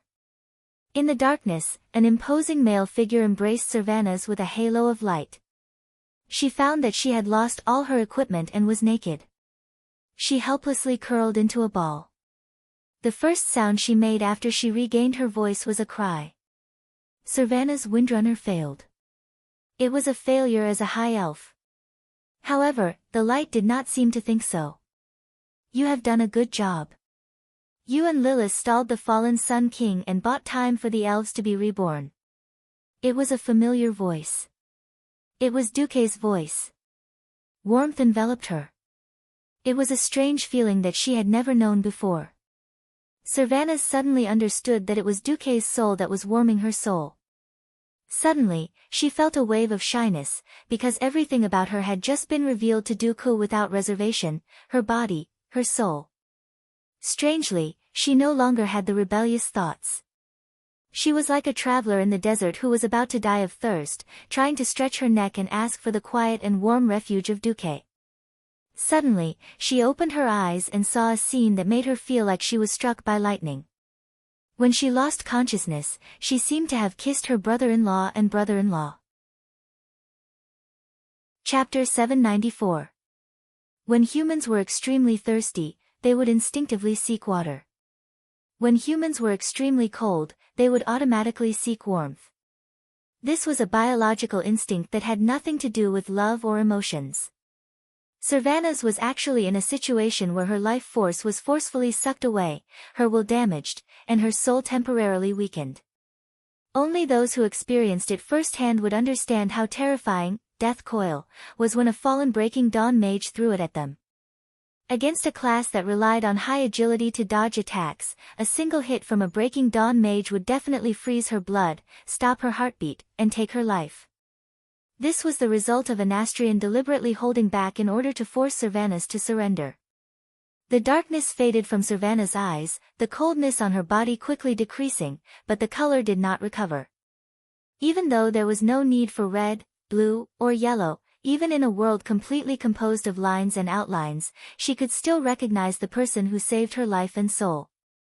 Duque, for the past 10 years, every time she dreamt about her sisters at night, the hateful man would always accompany her. Even though she did not want to admit it, she had to admit that he was the most heroic man. The man who could not even find a replacement, much less surpass him. Once upon a time, she sincerely wished for her sisters to choose a true hero as her partner. On the other hand, she was indignant and longed to find a partner who surpassed Duque. It was just that she had never thought that she would be like a young girl in love, offering her kiss as if she was asking for a kiss. Moreover, it was the most precious first kiss. She could not describe the complicated and contradictory feelings in her heart. She was grateful to Duque for pulling her out of the shackles of death and despair, but she also blamed Duque for only coming now. She was also a little conflicted about her own failure. Countless thoughts intertwined, and the end result was that her mind was blank. She stuck out her tongue, as if she was thirsting for water. The result was a classic French kiss. Servanas was about to go crazy. She did not know why she would do this. How was she any different from the noble girl who shamelessly fawned on Duque in the Palace of Rotterdam, hoping to become the Grand Duchess? However, Duque's posture of carrying her was very skillful and incomparably smooth. Servanas knew very well that Duque was used to carrying his eldest sister and third sister. Although their physiques were slightly different, the three sisters' body proportions were extremely similar. It was as if the fourth had intruded into the love domain of his eldest sister and third sister, and then the bastard Duque had subconsciously treated her as his sister and accepted her. What kind of bad debt was this? Furthermore, this was in front of tens of thousands of elven subordinates who respected and admired her. Even though Servanas had already discovered the traces of illusion around Duque, and guessed that Duque had used some kind of illusion to cover up this subtle and chaotic situation, but the inexplicable sense of shame made every inch of her exposed skin turn bright red, as if it was burning. Finally, Servanas, who had recovered her strength, pushed Duque away and cursed fiercely in the language of the wind. Damn it!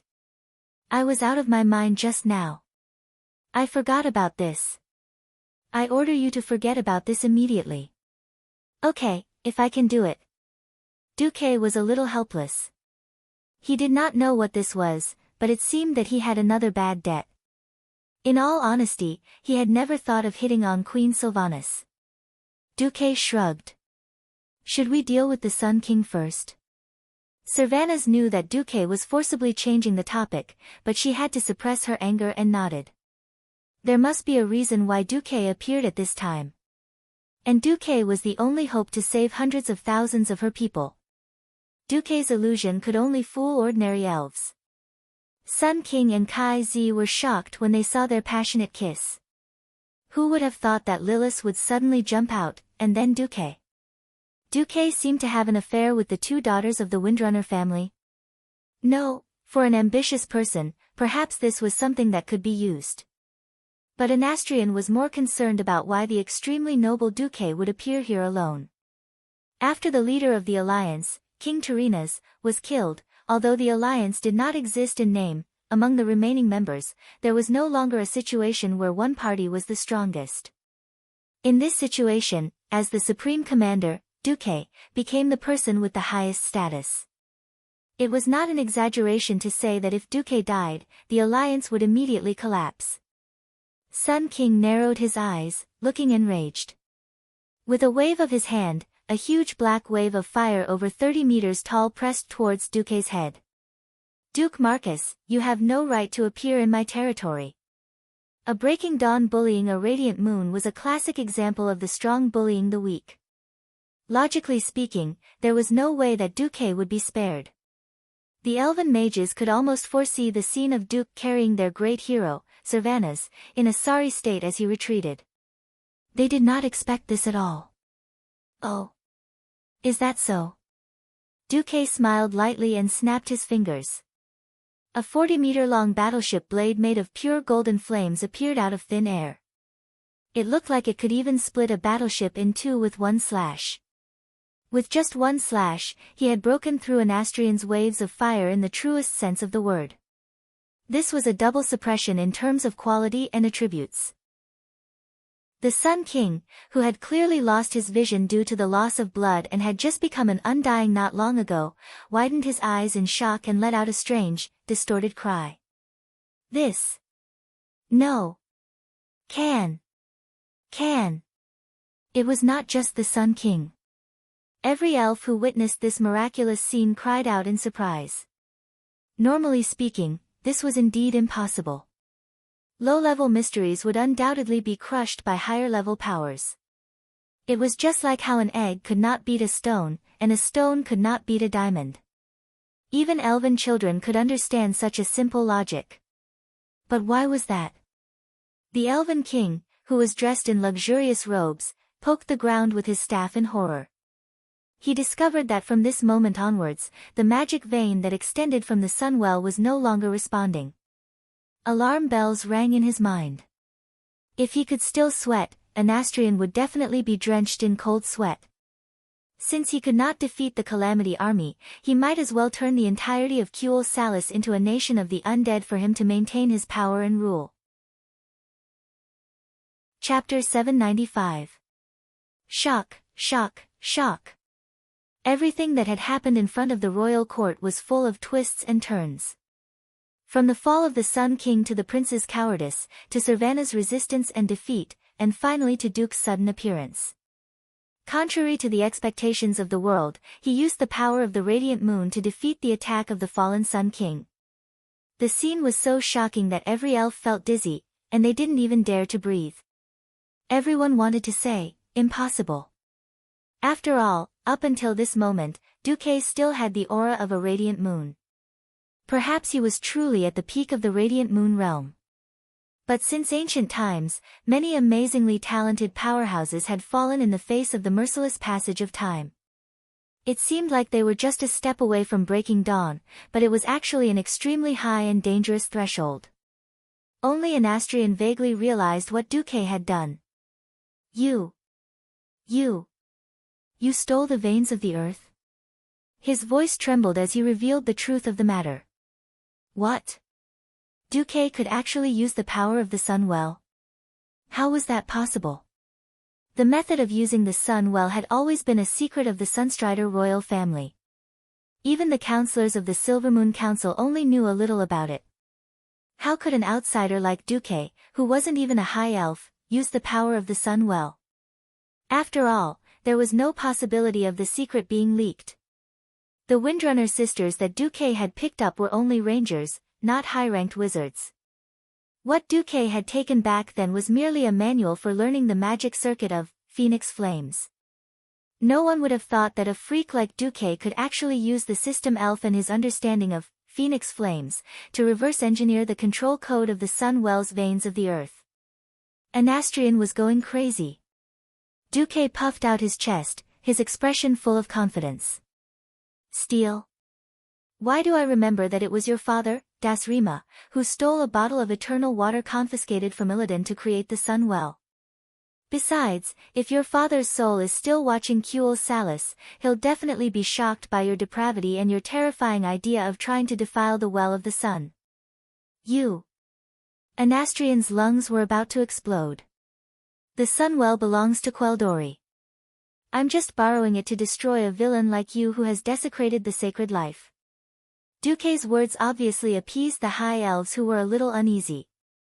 This also made the rangers who loved the forest and life to have a good impression of Duque. Sometimes, Duque wished he was a devil, so that everything he did would be simpler and more violent. Unfortunately, the alliance's general direction of inclusiveness could not be destroyed. Just like before the fall of the Sun King, he had no right to intervene in the Elf Kingdom. The alliance was just the alliance, not the Federation. The Federation was a unified country with only one boss. The alliance was just a large group of equal kingdoms and forces, a union formed to fight against evil and destruction. If Duque ignored the sovereignty of other countries and wantonly killed their kings, forcing a race or country to join the alliance, it would mean that the alliance had changed. It would definitely be opposed by the kings of the various countries, and it would be impossible for there to be a strong alliance in the future. Of course, if the king of a country jumped to the opposing side of the alliance, it would be a different story. Duque turned his head and looked at the shocked Sylvanas with an embarrassed expression. "I'm sorry, I have to first obtain control of the Sun Well before I can save you and your people." Then, Duque waved his hand, and the magic hand that had just suppressed Hadgeron and Lor Themar was immediately shattered, dissipating in the wind.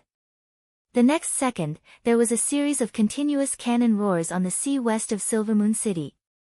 The sound of the cannons was so loud that it seemed to be blowing away all the clouds within thousands of miles, as if it was going to overturn the entire sky.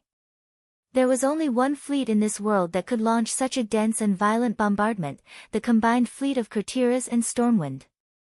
The Sun King was horrified. "Didn't your army head south?" A smile appeared on Duque's face. "That's just what you think." At this point, Duque's plan was completely revealed. Although this was not a typical case of the third party benefiting from the fight, Duque had clearly made the Scarlet Cross pretend to go south to support the Silver Pine Forest. In reality, they had circled around the sea, and then hid in the sea west of Cuel Salis. Because the focus of the elves' defense was concentrated on the land in the south, no one had actually discovered such a large army gathering on the sea. When the Sun King fell and changed sides, Duque no longer had any scruples. He decisively sent the largest fleet in history, with a total of 4 digits, to attack the Calamity army that had just landed. This move of Duque's could not be said to be not vicious. In this fleet, there was indeed no one who could match Arthas. The problem was that the magic power of Frostmourne was not endless. Now that Duque had partial control of the Sun Well, if Arthas dared to attack the Alliance's fleet with all his strength, Duque was confident that he could seize the opportunity to take full control of the Sun Well and make things difficult for the two fools. At this moment, on the northernmost Isle of Quell, Donna's in the Eastern Kingdom, Arthas' face was dark. The cannonballs rained down on the Calamity army, and there was nothing he could do. As soon as he sent the gargoyles over, they were immediately blocked by the Griffin Knights of Eagle Nest Mountain, and the two sides fought fiercely above the sea. The gargoyles had the advantage in numbers, but the Griffin Knights had the upper hand in terms of quality.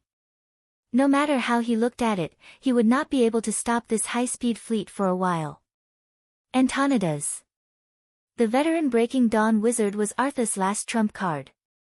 However, just as the Great Lich flew into the sky on the Bone Griffin, he encountered a difficult opponent, Krasis. This Kirin Tor counselor did not appear in the form of a high elf. He had returned to his original dragon form. In all fairness, a strong red dragon that was less than 10,000 years old was not a match for the Great Lich. However, based on his understanding of magic, and relying on the natural thick skin and amazing magic resistance of the dragons, Krasis was able to fight Antonidas to a draw. Moreover, Krasis remembered Duque's instructions. Don't fight Antonidas head-on, and don't protect a ship. You just need to keep him busy for 10 minutes, 20 minutes at most, and I'll be able to rush over to deal with him. Krasis was like a large annoying red fly, flying around at high speed and high magic resistance. From time to time, he would ruthlessly attack Antonidas. Chapter 796. It wasn't that Antonidas didn't try to bypass Krasis and attack the Alliance's warships directly. Krasis didn't care at all. If you want to fight, just fight. If I find an opening, I'll give you a good beating. Taking advantage of the Great Lich's powerful spell, the red dragon bit down, almost biting off the Great Lich's rotten left thigh. The advantage was obvious, but the Great Lich couldn't advance. This was the dragon at the top of the Azeroth food chain. It was extremely difficult to deal with. This stalemate made Arthas a little crazy, and he had to send a message to the Sun King. Anastrian, what are you doing? Isn't it just a radiant moon, Duque? Get rid of him quickly and come over. Get rid of Duque. How? Hearing the death order from the soul, the Sun King was dumbfounded as he watched Duque's mana surge. He had been humiliated twice in one day. Half a day ago, he had lost to Antonidas because of his old age. He had been guarding an almost inexhaustible mana vein in the Sun Well, but he had been defeated because he couldn't transfer mana efficiently enough. Now, he was at a disadvantage because he had brought it upon himself. After transforming into a great lich, the bottleneck in converting mana had disappeared, and his efficiency had increased by many times. Unfortunately, if the power of darkness was negative, then the mana of the Sun Well was a classic example of positive energy. Who would have thought that he, the owner of the Sun Well for thousands of years and the master of the Sun Well, would be unable to control the Sun Well perfectly because of the change in his body's attributes? Duke, the schemer, had stolen the control and turned the tables? If Duque had come earlier, then with the advantage of the Sun Well, Anastrian might have had the confidence to fight Arthas and Antonidas head-on. If Duque had come later, Arthas would have used Frostmourne to successfully corrupt the Sun Well and convert its power into evil mana that Anastrian could use at will. Then, he would have beaten Duque to a pulp. However, Duque had attacked at this critical juncture, when he was at his weakest, and there was nothing he could do. What was even worse was that he couldn't resist Arthas' orders at all. That was a punishment from a higher level of the soul, and it wasn't something a servant like him could endure. He almost fell to his knees on the spot. He struggled as if to make his posture less unsightly, but this action increased his agony. Anastrian let out a scream from the depths of his soul, and through his withered vocal cords, he let out a furious roar. The roar did not only emit his agony, but also the stench of dark energy. The black aura was visible to the naked eye, like water ripples, spreading out from his mouth in waves. The Sun King raised his staff with one hand and made a summoning gesture with the other, pulling the entire palace out of the embrace of death and tranquility. A neutral arcane light suddenly burst out of the palace. The few fallen counselors behind him also understood what was going on. They activated, flash, and left the palace gate. They were located in the towers at the corners of the palace. Of course, the Sun King's trump card was not just the Sun Well's dermic power earth vein. On the surface, the entire sun-chasing royal court was a palace, but in fact, it was only his mage tower. He couldn't resist Arthas' orders, so he could only take a gamble. He was betting that Duque didn't have complete control over the dermic power vein that extended from the Sun Well. As long as Duque's power was weak or flawed, he was 100% sure that he could blast Duque, the detestable troublemaker, into smithereens. Duque gently waved his hand, and a few ranger generals led by Servanas, including Lilith, had a few more magic shields on them, and they slowly floated backward. This was Duque protecting them. Pursing his lips, Servanas still had some embarrassment on his face, and finally said, "Be careful." Thousands of words were all in the word, careful. Duque turned back and smiled. "I will." It was just the simplest response and a gentle smile, but Servanas felt as if his heart was touched by something. Bastard! That's the Sun King. He'd been the king of the entire continent for thousands of years, and his strength was only second to the World Guardian. Are you that confident? Are you that confident that you can control the violent dermic power vein of the Sun Well? Bastard, aren't you afraid of biting your tongue with such big words? In Servanas' heart, the resentment and anger from a moment ago completely turned into worry at this moment. Even she herself didn't realize that her gaze actually couldn't leave Duke's back anymore. Watching the blue and gold-edged lion head image flutter in the wind behind Duque, Servanas' eyes unknowingly became misty. Duque had no time to care about others. Facing a true Breaking Dawn mage was definitely the greatest challenge Duque had faced since he'd transmigrated.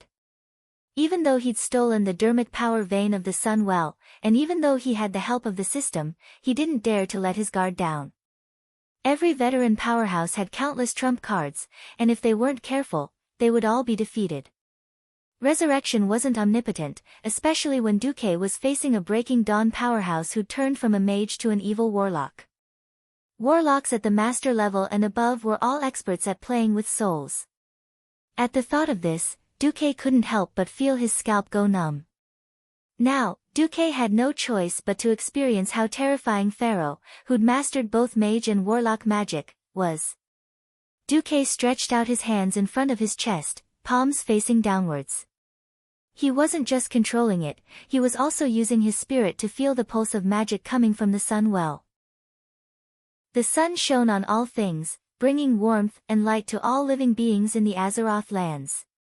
The calmness and warmth that the sun well had always given outsiders was the effect of being solidified and stabilized by complex and powerful magic arrays. The real sun well had never been a docile lord. Rather than a well, it was more like a huge and unstable nuclear reactor. It surged like the sun. Irregular energy shocks were occurring at every moment. Some were like raging waves crashing against the shore, giving people an impact and shock that was still within one's imagination. There were also a few shock waves that were earth-shattering and earth-shattering. Without extraordinary power, just touching this power would cause a backlash, let alone controlling it.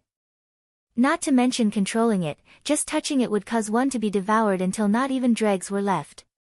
However, in Duque's hands, the power of the sun well was suddenly divided into 12 types according to its attributes. Just as the sun chaser court shone brightly, Duque was slowly lifted into the air by the golden, seemingly substantial magic power. Under Duque's feet, there were 12 gigantic magic stairs that extended to the front of the court like stairs. Duque, who was emitting golden light and looked like a god descending to the world, spoke slowly. Anastrian, don't say that I didn't give you a chance. Show me what you've got. Chapter 797. Prince Kale, Bats, who had unknowingly stood up and retreated to the side awkwardly, had shock written all over his face. The Sun King Anastrian's face was pale, and the skin on his face that was constantly stirring dark magic undulated like waves. Impossible. Impossible. This can't be true. Anastrian was going crazy. He didn't want to believe that Duque, an outsider and despicable thief, could actually use the power of the Sunwell better than him, the real owner. Even he only dared to use a giant magic array to purify the magic of the Sunwell, and only used the mildest part of it. How could Duque do this? With a thought, the 12 magic towers at the front of the Sunchaser dynasty shone with a dazzling arcane light at the same time. The next moment, accompanied by a strange sizzling sound that sounded like an overload of electricity, the 12 magic lights combined into one, crossed the distance of nearly 100 meters, and blasted in front of Duque. Duque exhaled, and 2 words popped out of his good-looking lips. Libra. It was a concept that did not belong to the world of Azeroth, Libra. In Duque's original world, the legendary Greek goddess of war and wisdom, Athena, had set up 12 harems for her 12 gigolos. Ahem, wrong. It should be said that this was purely a trick that Duque, who had been deeply poisoned by a certain anime, had set up according to the legendary zodiac signs. The use of all elemental magic at or below breaking dawn was nothing more than 3 steps. The first was to summon the maximum amount of magic that one could control, the second was to shape and control the magic, and the third was to release the magic in a safe and correct way. Shaping magic did not only have to consider the mage's control, but also the mage's own imagination. Instead of using those magic models that he was not familiar with, but were theoretically the most optimized, it was better to use some more suitable magic forms that Duque was most familiar with. Therefore, what the High Elves saw from afar was a glittering Einherjar with a blurry face, but wearing a strange armor, carrying a huge golden round shield, blocking in front of Duque. Is it a Einherjar? Or was it some kind of intelligent elemental creature? No one could figure it out, but it was obvious that the attack from the Sun King and the entire Royal Court's Mage Tower was easily blocked. The elemental shockwaves scattered in all directions easily crushed the solid white jade stairs into pieces. This kind of expensive and special stone material, which might not even have a crack after being smashed by a big iron hammer dozens of times, was easily crushed into powder under such a violent elemental impact. No. What is this? Summoning? Or is it something else? Anastrian was at a loss for words.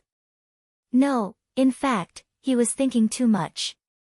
This was purely a person's way of showing off. Fallen, Duque told the Sun King, true power can never be obtained through twisted sacrifice. And when you do that, you will only go further and further down the path of self-destruction. I don't need you pointing at me. Sun King let out an even louder roar.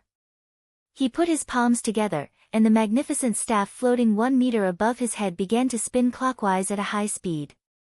The mage towers erected throughout the palace also began to surge with intense elemental undulations. Clearly, this was another big move. Duque did not have the luxury to let the opponent use his big move.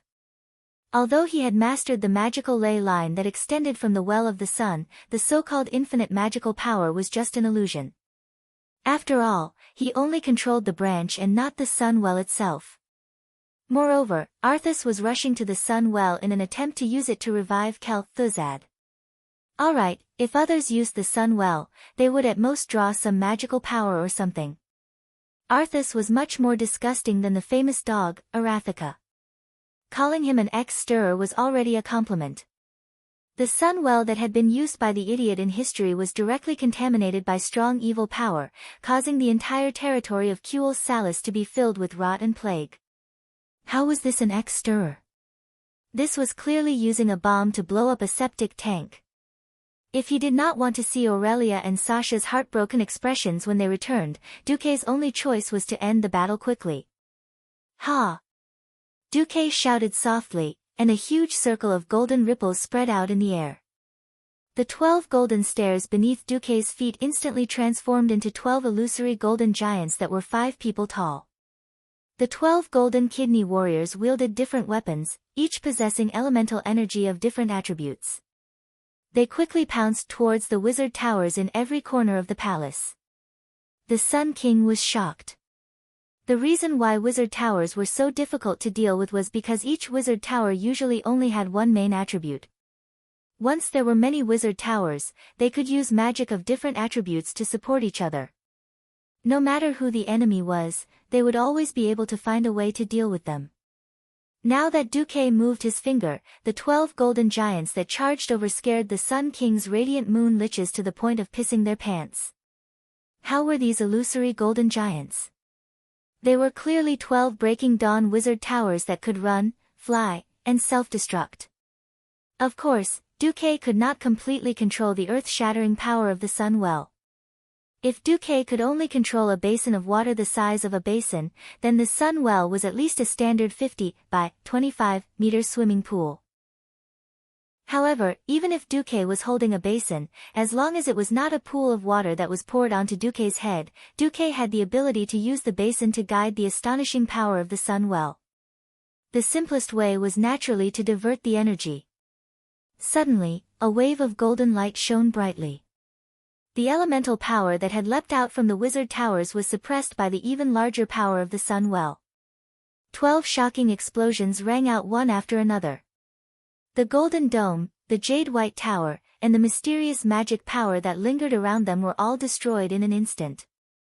The 12 golden kidney warriors that had crashed into them used their even greater destructive power to easily destroy the towers that had stood in Silvery Moon City for more than 5,000 years. Since the wizard towers had been destroyed, the liches inside naturally did not have it easy. Their gloomy souls carried an indescribable fear as they hovered over the rubble. Looking at their shattered corpses that could never be restored, they widened their eyes in disbelief and looked towards Duque. No, the cries from the souls were hollow and eerie. It was almost impossible to tell how noble and elegant the owner of these voices had been when he was alive. Unfortunately, they could only cry out to vent their anger and fear. At this moment, Duque was practically possessed by the sun god. He was not someone weak souls like them could approach. If they came within 100 meters of Duque, they would be burned to ashes by this terrifying heat. Chapter 798. Bastard, Duke Marcus. If you had such power, why didn't you? The Sun King was interrupted by Duque before he could finish roaring. Duque did not hide the disgust on his face. Do you want to ask why I didn't inform you when I discovered the Calamity Army's movements? Or do you want to ask why I didn't come to Kuel Salus like a plaything to help you block the Calamity Army? Wake up, the glorious era of the High Elves is long over. The Sun King was speechless. The so-called politicians, even if their hearts were filled with filth, would always be like a spring breeze on their faces that were full of acting skills. Now that Duke did not care about politics at all, he did not care about the rules in the field of politics. Instead, he felt that he was at a loss for what to do. Most of the High Elves in the distance could not hear their conversation. Of course, this did not include the strongest ranger generals. The clever Lord Themar had obviously thought about why the human allied forces had appeared at such a precise time. However, how could they blame Duque? How could they vent their anger on the alliance? From the secret notification and warning to the official visit of Duke Bolvar, the alliance had not only extended an olive branch, but also sent an olive tree over. But what did the Sun King and the Silvermoon Council do? Other than playing some dirty little schemes to trick Servana's back, it could be said that he had done nothing at all. The High Elves, especially the Rangers, were grieved by the filth and corruption of those in power. This was not just a year or two. It had been like this since the Troll War 2,800 years ago. It was just that the peaceful years had covered up this filth. Now, when the chaotic times came, the seemingly powerful Kuel Salus showed its corruption and weakness time and time again. The blindly superstitious large area defense spell formation was broken without any use. The first time, it was modified by Ghoul Dan into the Storm Altar and produced twin-headed ogres to fight the High Elves. The second time was even worse. Even the magic of the Well of the Sun in the veins had been used, and the violent energy flow had destroyed more than half of Silvermoon City. If it weren't for Duque and the Alliance's fleet, not only would Kuel Salus have been completely destroyed, but even less than 10% of the millions of elves would have survived. Lord Themar and Hadron looked at each other. They saw the same thing in each other's eyes, anger towards the Sunstrider royal family and the Silvermoon Council, as well as an unparalleled desire for reform. It was impossible for Duque to notice their little thoughts, nor did he have the time to care about such a small matter. He focused all his attention on the Sun King because the Great Lich was ready to fight with all his might. The soul punishment from Arthas was getting sharper and sharper. The once mighty Sun King bent his back in pain and let out a heart-wrenching scream. He was painfully and indignantly aware of what it meant to be unable to please either side. Facing Arthas, he had no power to resist. From the moment he volunteered to become a Great Lich, he was destined to be a tool of the fallen prince. Just like those rotten zombies and pale, rotten ghouls, they were just tools. The crown that still rested on his head was only a final fig leaf. Facing Duque, he also felt a sense of helplessness. Being able to control 2 of the 12 different powers of the Well of the Sun at the same time was beyond imagination. Yet, Duque could still maintain his leisurely manner. Perhaps outside, he could casually beat up Duque 10,000 times. But at this moment and place, Duque was almost invincible. Damn it, how can a short-lived human like you understand the benefits of eternity? You won't understand.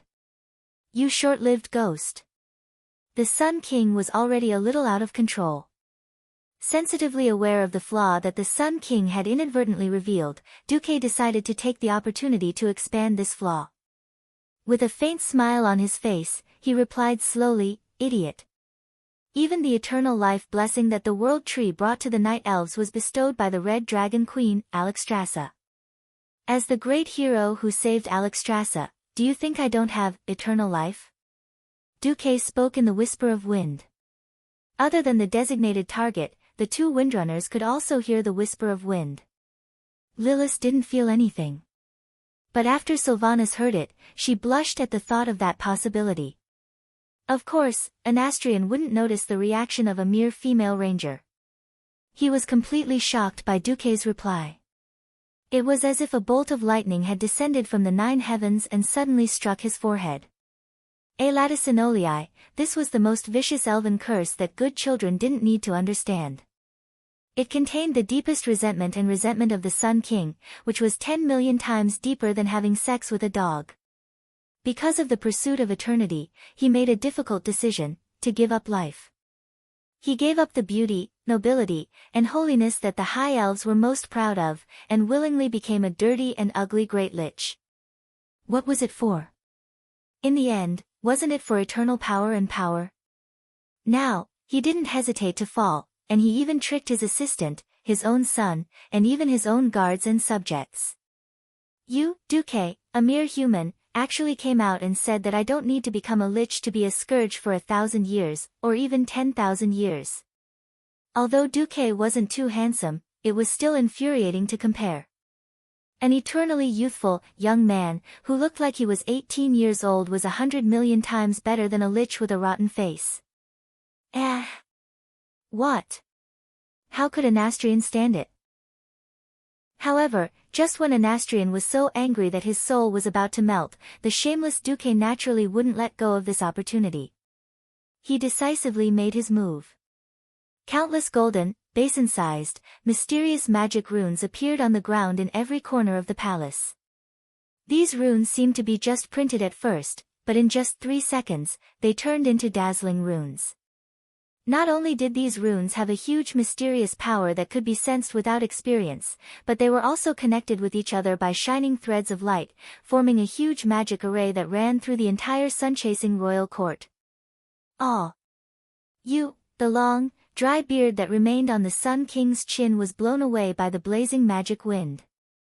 Before he could scold, Duque's magic array had already been activated. It was a huge golden pillar of light with a diameter of several kilometers, reaching straight into the sky. The shining pillar that connected this world and released a radiance comparable to the sun could be clearly seen from 100 kilometers away. Duque blew up the palace. Chapter 799. This big move was not the traditional mushroom cloud bomb. The entire palace was like a small model directly burned by a giant welding torch with flames. In an instant, it burned to ashes. Every single elf who witnessed this scene was stunned.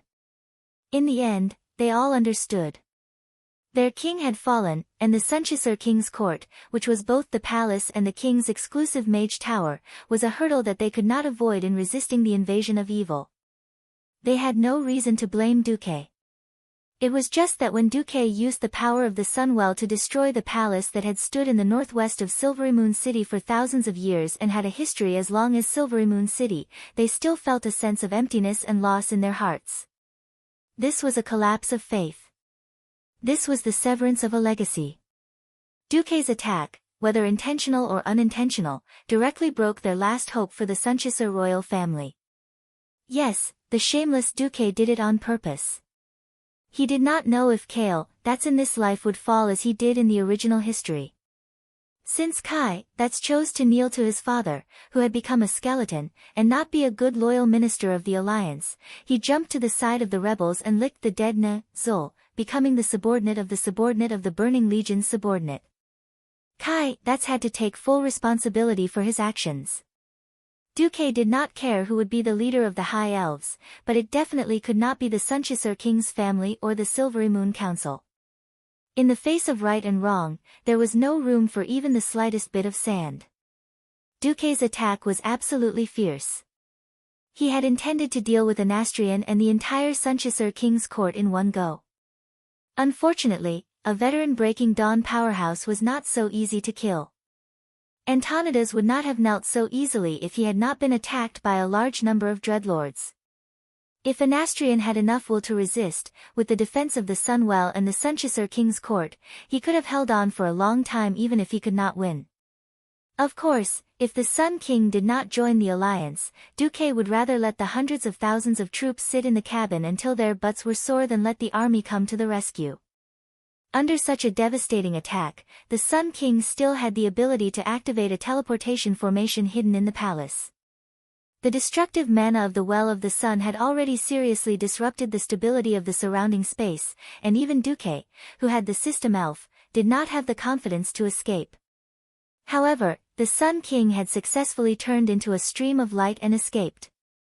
Duque squinted his eyes, feeling no pity in his heart. He had always been a person who grasped the big and let go of the small. Once the big strategy was achieved, he would not care about the small details. Moreover, the Doomsday Army was not a charity. Arthes wanted the Sun King to block the way, but Anastrian actually dared to run away by himself? In the situation where Zul still had absolute control over the Scourge, please allow Duque to mourn for the Sun King for half a second. At this time, Zul was no different from a young wife who had been brutally abused. Jaden could do whatever he wanted with Zul. He could flatten it or carve Zul's skull into a urinal. Zul could only accept it. Zul was angry at the top, so he could only vent his anger on his underlings. As the underlings of the Burning Legion, when they could complete the boss's task, they could have as many succubi as they wanted, and they could pose in any position they wanted. Not doing their job well? That would be too much. The Scourge was even worse. They did not even have the benefits of succubi, and they were often punished by the soul. This time, it would be strange if Anastrian's soul was not used as fuel, lit on fire, and roasted for chicken wings. So this time, when Duque saw a certain newly promoted Great Lich running away, he only wanted to give this poor thing 4 words, he.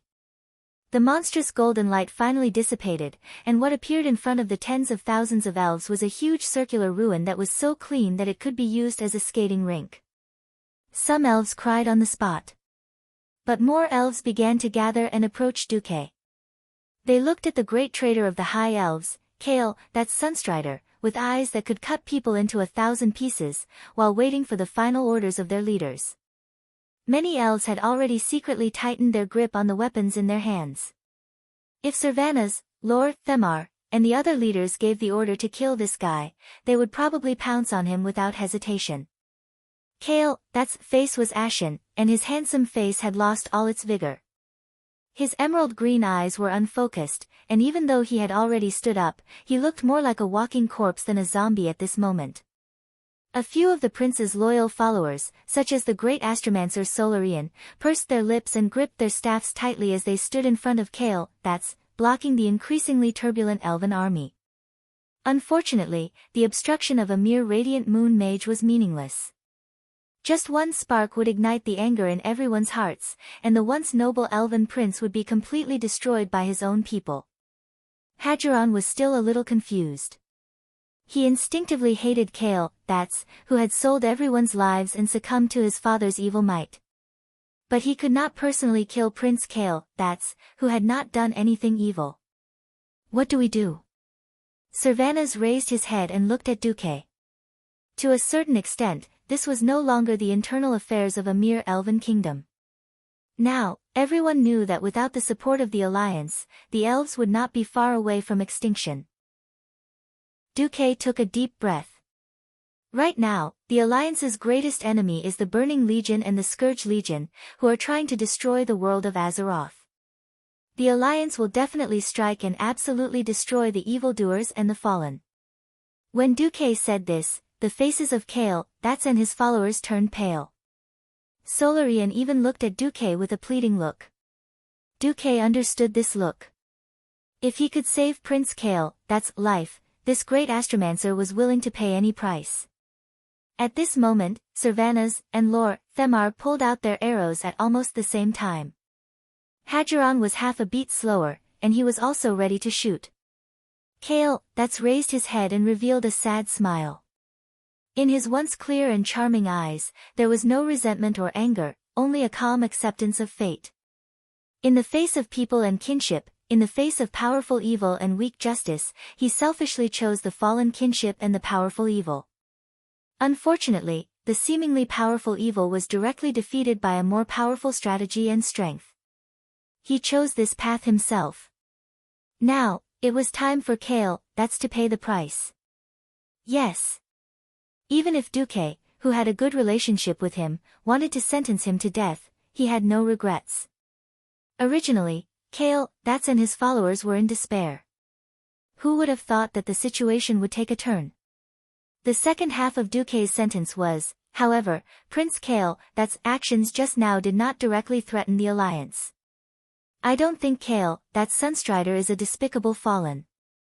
So, in the name of the Supreme Commander of the Alliance, I solemnly declare that the relationship between your kingdom and Kale, that Sunstrider is your kingdom's internal affairs, and the Alliance has no right to interfere. Chapter 800. The three ranger generals looked at each other and quickly walked together to start an emergency discussion. Not only them, but they also quickly summoned the remaining dozen or so ranger captains, mage captains, and garrison captains. After a full 5 minutes of discussion, they reached an agreement. As the temporarily elected leader and representative, Sylvanas stood on a stone platform that only had half of it left. When her voice and image were transmitted by magic to every intact magic mirror in Kuel Salis, she spoke loudly. After the discussion of the National Salvation Committee, which was temporarily formed by me, Sylvanas Windrunner, Rothelma Theron, Hadgeron Mingy, and 18 other high-ranking individuals, I, in the name of the President of the Kuel Salis Salvation Society, declare that Kale, that Sunstrider, who once joined the Scourge Army, is a traitor. In view of the fact that Kale, that Sunstrider has not seriously harmed the interests of the High Elves, and based on Kale, that's contribution to the kingdom for more than 1,000 years, we have now decided to strip him of his prince status and sentence him to exile. From now on, Kale, that Sunstrider and his followers must leave the territory of Kuel Salis.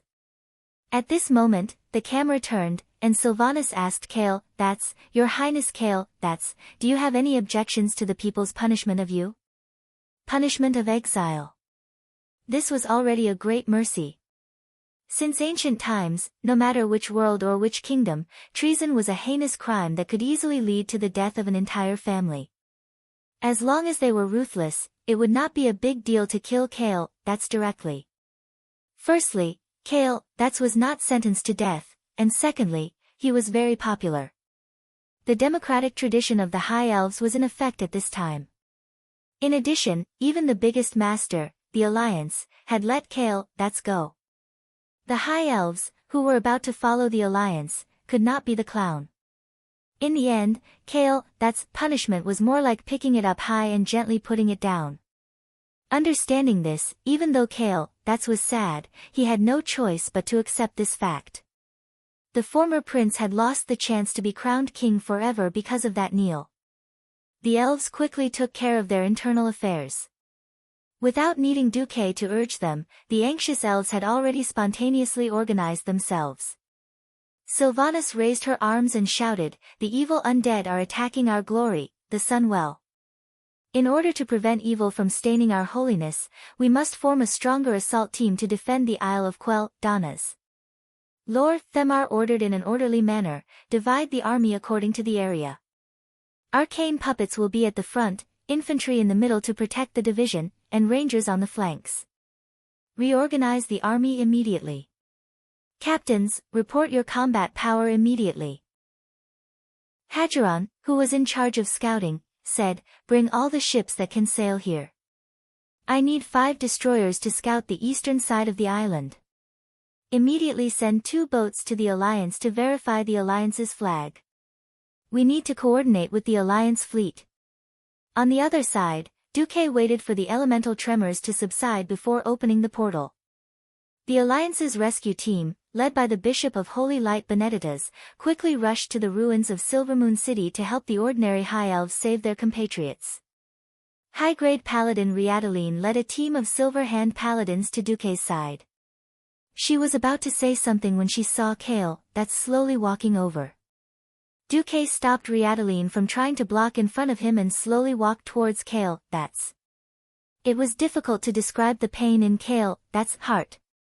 For him, today was destined to be a nightmarish day.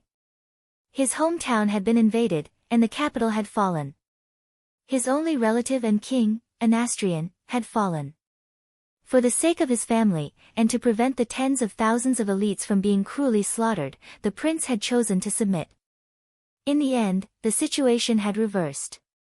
His father, who had given up almost everything for him, had heartlessly abandoned him, leaving him to fend for himself in front of the angry soldiers. It was a miracle that the pain and despair had not driven him crazy on the spot. "I'm sorry, Duque. I seem to have messed up everything. Although I'm sad about this result, as long as the people can live a safe life, I won't have any complaints. Duque, can you promise me? This is a very easy thing for you." Duque nodded slowly. "Tell me, I'll do it." The higher one's status, the harder it was to talk. Many times, the value of a sentence from Duque could not be described as 1,000 words of gold. Now, Duque had agreed without even asking what the content was. Even though Kale, had never thought that he and Duque were best friends, he still felt that it was worth it to make a friend with Duque. A warm feeling arose in his heart. "You really do understand me. But I still hope that you will say it yourself. You will do your best to help take care of the High Elves." Duque smiled gently. "Of course I will take care of the High Elves." "Nonsense, if I don't take care of them, won't Aurelia and Sasha skin me alive? Then I have no regrets." Unexpectedly, at this moment, Kale, could show such a sincere smile from the bottom of his heart. Duque was stunned for a moment. Then, Duque remembered the tragic ending of Kale, in the original history. In the original history, the Sun King and all the members of the Silvermoon Council had died in this battle. In the history, Arthas was very principled and did not resurrect the Sun King and the others. The only one who was turned into an undead by Arthas was Servanas, who resisted the most fiercely. He turned Ciri into a banshee of death. When Kale, who was still in the Dalajan, rushed back, he encountered a complete mess. The kingdom had been destroyed, and less than 10% of the people were left. Most of the magic people who relied on the magic of the Sunwell for a long time actually had magic addiction, which was commonly known as magic addiction. In order to take revenge, Kaisi brought the healthiest elves back to the Alliance. Unfortunately, they were assigned to the overly suspicious Galathers, the commander of the Alliance who was fighting against the Scourge army in Lordaeron. In the history of the elves, just like in this life, they left the Alliance after the Second Battle of the Dark Portal. After betraying the Alliance and being crippled, they ran back to lick the Alliance. Naturally, they were looked down upon everywhere. In the end, they were forced to leave the Alliance by Queen Naga Vasht's plot and a little deception. In order to solve their magic addiction, they had to rely on Illidan, one of the most unreliable bosses in Azeroth, and use the power of the demon to suppress their magic addiction. Step by step, they were finally tricked by Kill, Jaden, and attempted to summon Kill, Jaden on the rebuilt Sunwell. This forced the Blood Elves to the opposite side of all the races in Azeroth. In the end, Prince Kale, was betrayed and died tragically on the Isle of Quell, Donnas. Thinking of this, Duque could not help but sigh. Chapter 801. In history, the alliance of the Blood Elves and humans had ended up in such a state. Kale, was not the main culprit. The poor prince was born in this era and unfortunately became a victim of history. The choices he made were all choices that ordinary people would make. Therefore, Duque expressed the deepest understanding and sympathy for Kale, who had reached the end of the road. It was just that in the face of ruthless fate, the Blood Elf Prince seemed particularly powerless. Coupled with his lack of courage and his legendary level E luck. Even if he wanted to kill the thief, he was powerless. As for Marshal Garithus, who had tricked Kale, into running away, he naturally had to bear the main responsibility for Kale, betrayal. This guy was narrow-minded, blindly subjective, and no matter what, he was not a competent leader. However, in the reality before Duque traveled to, leaders like this who were always suspicious of their subordinates could be seen everywhere. That was why there was such a golden saying, horses of 1,000 li are common, but Bolu is rare. In the hands of Garithus, a talent like Kale, would either become a useless horse and die of depression, or he would become a wild horse and be forced to jump ship. Before traveling to another world, players often compared the two princes, Arthas and Kale, Duque was personally very unhappy. In Duque's eyes, Kai Zi was much more adorable than the fool. Although Arthas' original intentions were good, he was too extreme and never listened to anyone's advice. He stubbornly regarded himself as the center of the world, and forcefully hoped that the entire process of the world would develop according to his personal wishes. His fall was due to the conspiracy of the Dreadlord and Kel Thuzad. From another perspective, Arthas' extreme and self-centered personality was also due to the pampering and spoiling of Tirinas, who claimed to be the best in the world. So even though he fell later, what Arthas did was a bloody tragedy like killing his father and teacher. Kale, that was different. From the beginning to the end, everything this respectable elf prince did was for his people. He hoped that the people would live a good life, that he could take revenge and destroy the Scourge army, that he could solve the people's demon addiction, and that, the first point of departure in everything he does is the people. If Kale, who was so kind and had yet to join the Burning Legion, died tragically, Duque's own conscience would never forgive him. Besides, when Duque was sorting out the information of the Rotterdam East Army a few days ago, Duque accidentally saw Garithos' name. From the dossier that Mograine had given him, Duque saw that Galadhers was as unreliable as he had been in history. Duque directly took out the Queen's seal that Kalia had given him and pushed Garithos to the bottom. He found an excuse to promote him from Brigadier General to Captain and threw him to the front lines as cannon fodder. In less than a week, Duque received a report that this guy had died in battle. Even his corpse had been recovered. Alright, idiots should die early and reincarnate. There was nothing wrong with this sentence. Duque raised his head. Kale, you did wrong this time. We are all high-ranking people, and we all know that there is no room for kinship in the face of great right and wrong. Kale, expression darkened. Duque, you're right to lecture me. Duke sighed in his heart. If Kai Zi had knelt down a little later and waited for him to finish analyzing the Well of the Sun's mana veins with the system elf, Kai Zi's situation wouldn't be as bad as it was now. Do you have any plans? Kale, looked around. Beside him were hardcore supporters such as the great astromancer Solarian and the astromancer Caponia. His face was full of bitterness. We still love our motherland, but unfortunately, more than 3,000 people will be exiled because of my mistake. I've let them down. But to atone, I think we will go to various places in Rotterdam and continue to fight against the Scourge army in our own way, 3,000 people. Originally, Duque wanted to take Kale, people as his private army, but 3,000 people were a little too many. Also, Duque had to consider the feelings of the elves who were more loyal to Kuel Salis, especially Servanas. Servanas, in particular, was a hurdle that Duke could not avoid.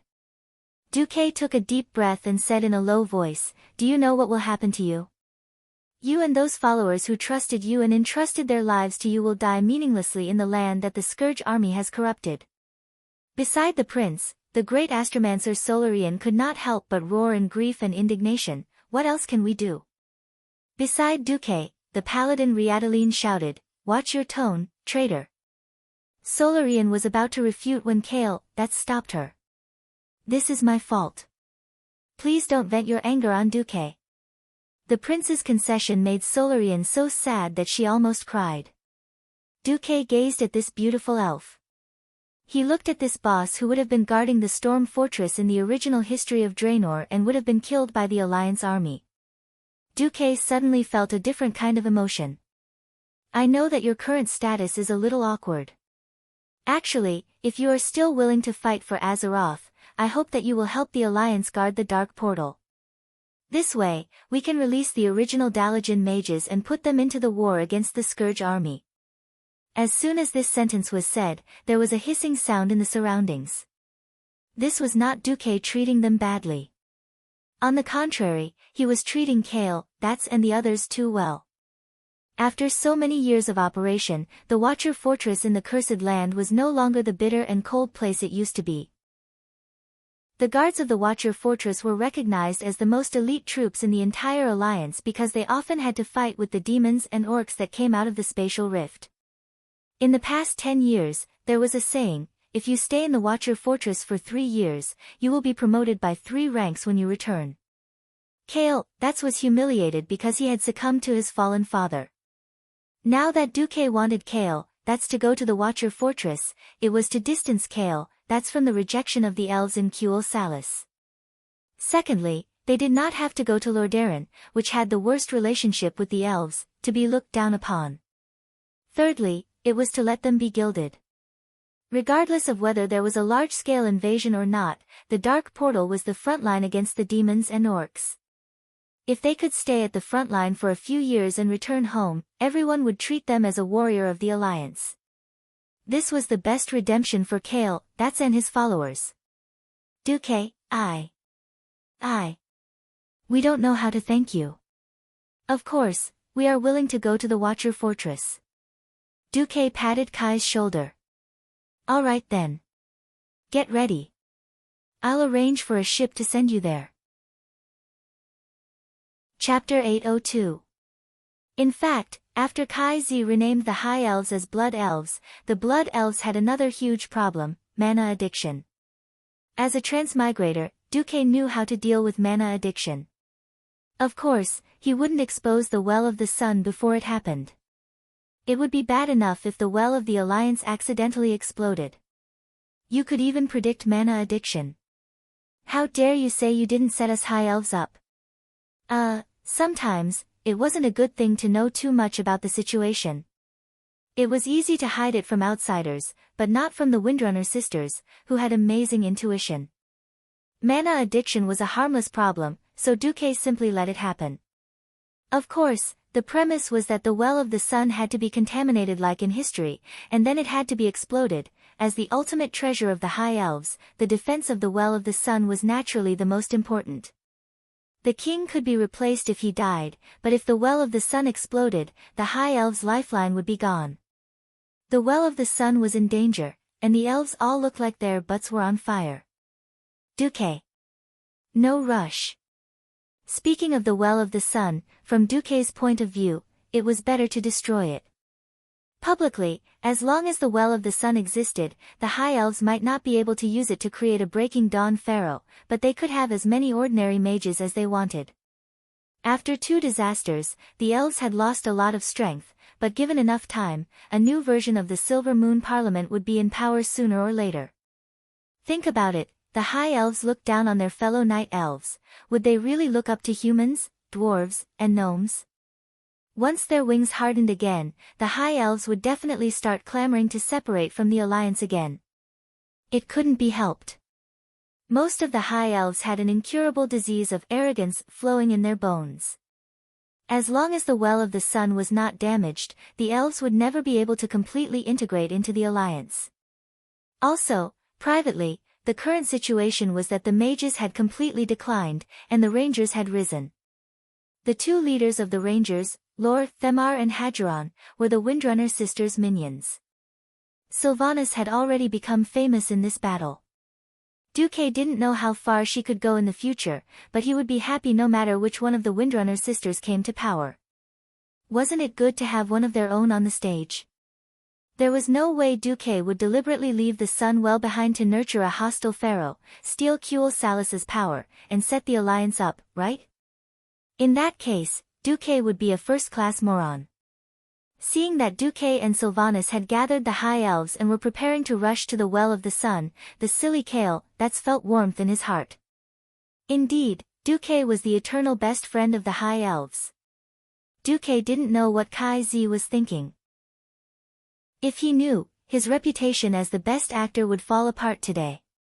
Upon hearing that Duque wanted to send them away, Kale, that's gritted his teeth and made a slightly unreasonable request. Duque, before I leave, I hope to see that the Sunwell is fine. Movie Emperor Du's expression was solemn. I can't guarantee anything for the Sunwell. I didn't mean to stall for time. Actually, I did it on purpose. Why don't you bite me? You. Astromancer Caponia was indignant. Her intuition told her that Duque wasn't willing to do his best. Kai Z pulled her back. You'll never know how terrifying Arthas is if you haven't faced him face to face. Your Highness, didn't you and Sir Marcus defeat him once? Caponia asked softly. Cale, that's had personally experienced that battle. Both he and Duque had bitter expressions on their faces. The Calamity Army's foundation was too strong. In that battle, the Alliance had lost a total of 9 peerless experts. The tribe had lost a famous former Great Chief Orgrim, and the Alliance had lost a Breaking Dawn Antonidas. In the end, Arthas had still escaped. It was a huge loss. Duque explained, defeating a peerless expert and destroying one are two completely different things. Moreover, there's information that Arthas became stronger after killing his master, Uther. Otherwise, why do you think His Majesty Anastrian surrendered so easily? The pupils of Kai Z's followers suddenly shrank. You mean, Antonidas used the power of darkness to suppress the Sun King? The one who really forced the Sun King to surrender was the demigod Arthas. For a moment, the surrounding air fell silent. No one said anything. Finally, Cale's mouth twitched a few times. Gritting his teeth, he suddenly knelt down and said loudly, "Is there no way to stop Arthas' madness? Duque, I know you have the best way. If the Alliance can do its best to help Quel Salus this time, my followers and I are willing to be servants of the Marcus family for the rest of our lives." This time, not only was Duque shocked, even the elves who were running around gathering were so frightened that they stopped in their tracks. It was true that with Cale's identity, it was impossible for him to join other forces or serve under someone else in such a despicable way. Although most of the elves united and exiled Cale, that's because of his mistake. Cale was no longer a high and mighty prince on formal occasions. But all the elves still recognized Cale as the prince of the high elves. Now that Cale suddenly made such a request, all the elves couldn't help but be in awe. No matter how serious Cale's mistake of choosing sides was, he was willing to sacrifice himself for the future of the elves. Such an act and such a noble sentiment immediately resonated with the majority of the elves. With the great astromancer Solarian, a famous boss in the future as the leader, all of Cale's followers knelt to Duque. This wasn't all of Kai Z's followers, but there were hundreds of them.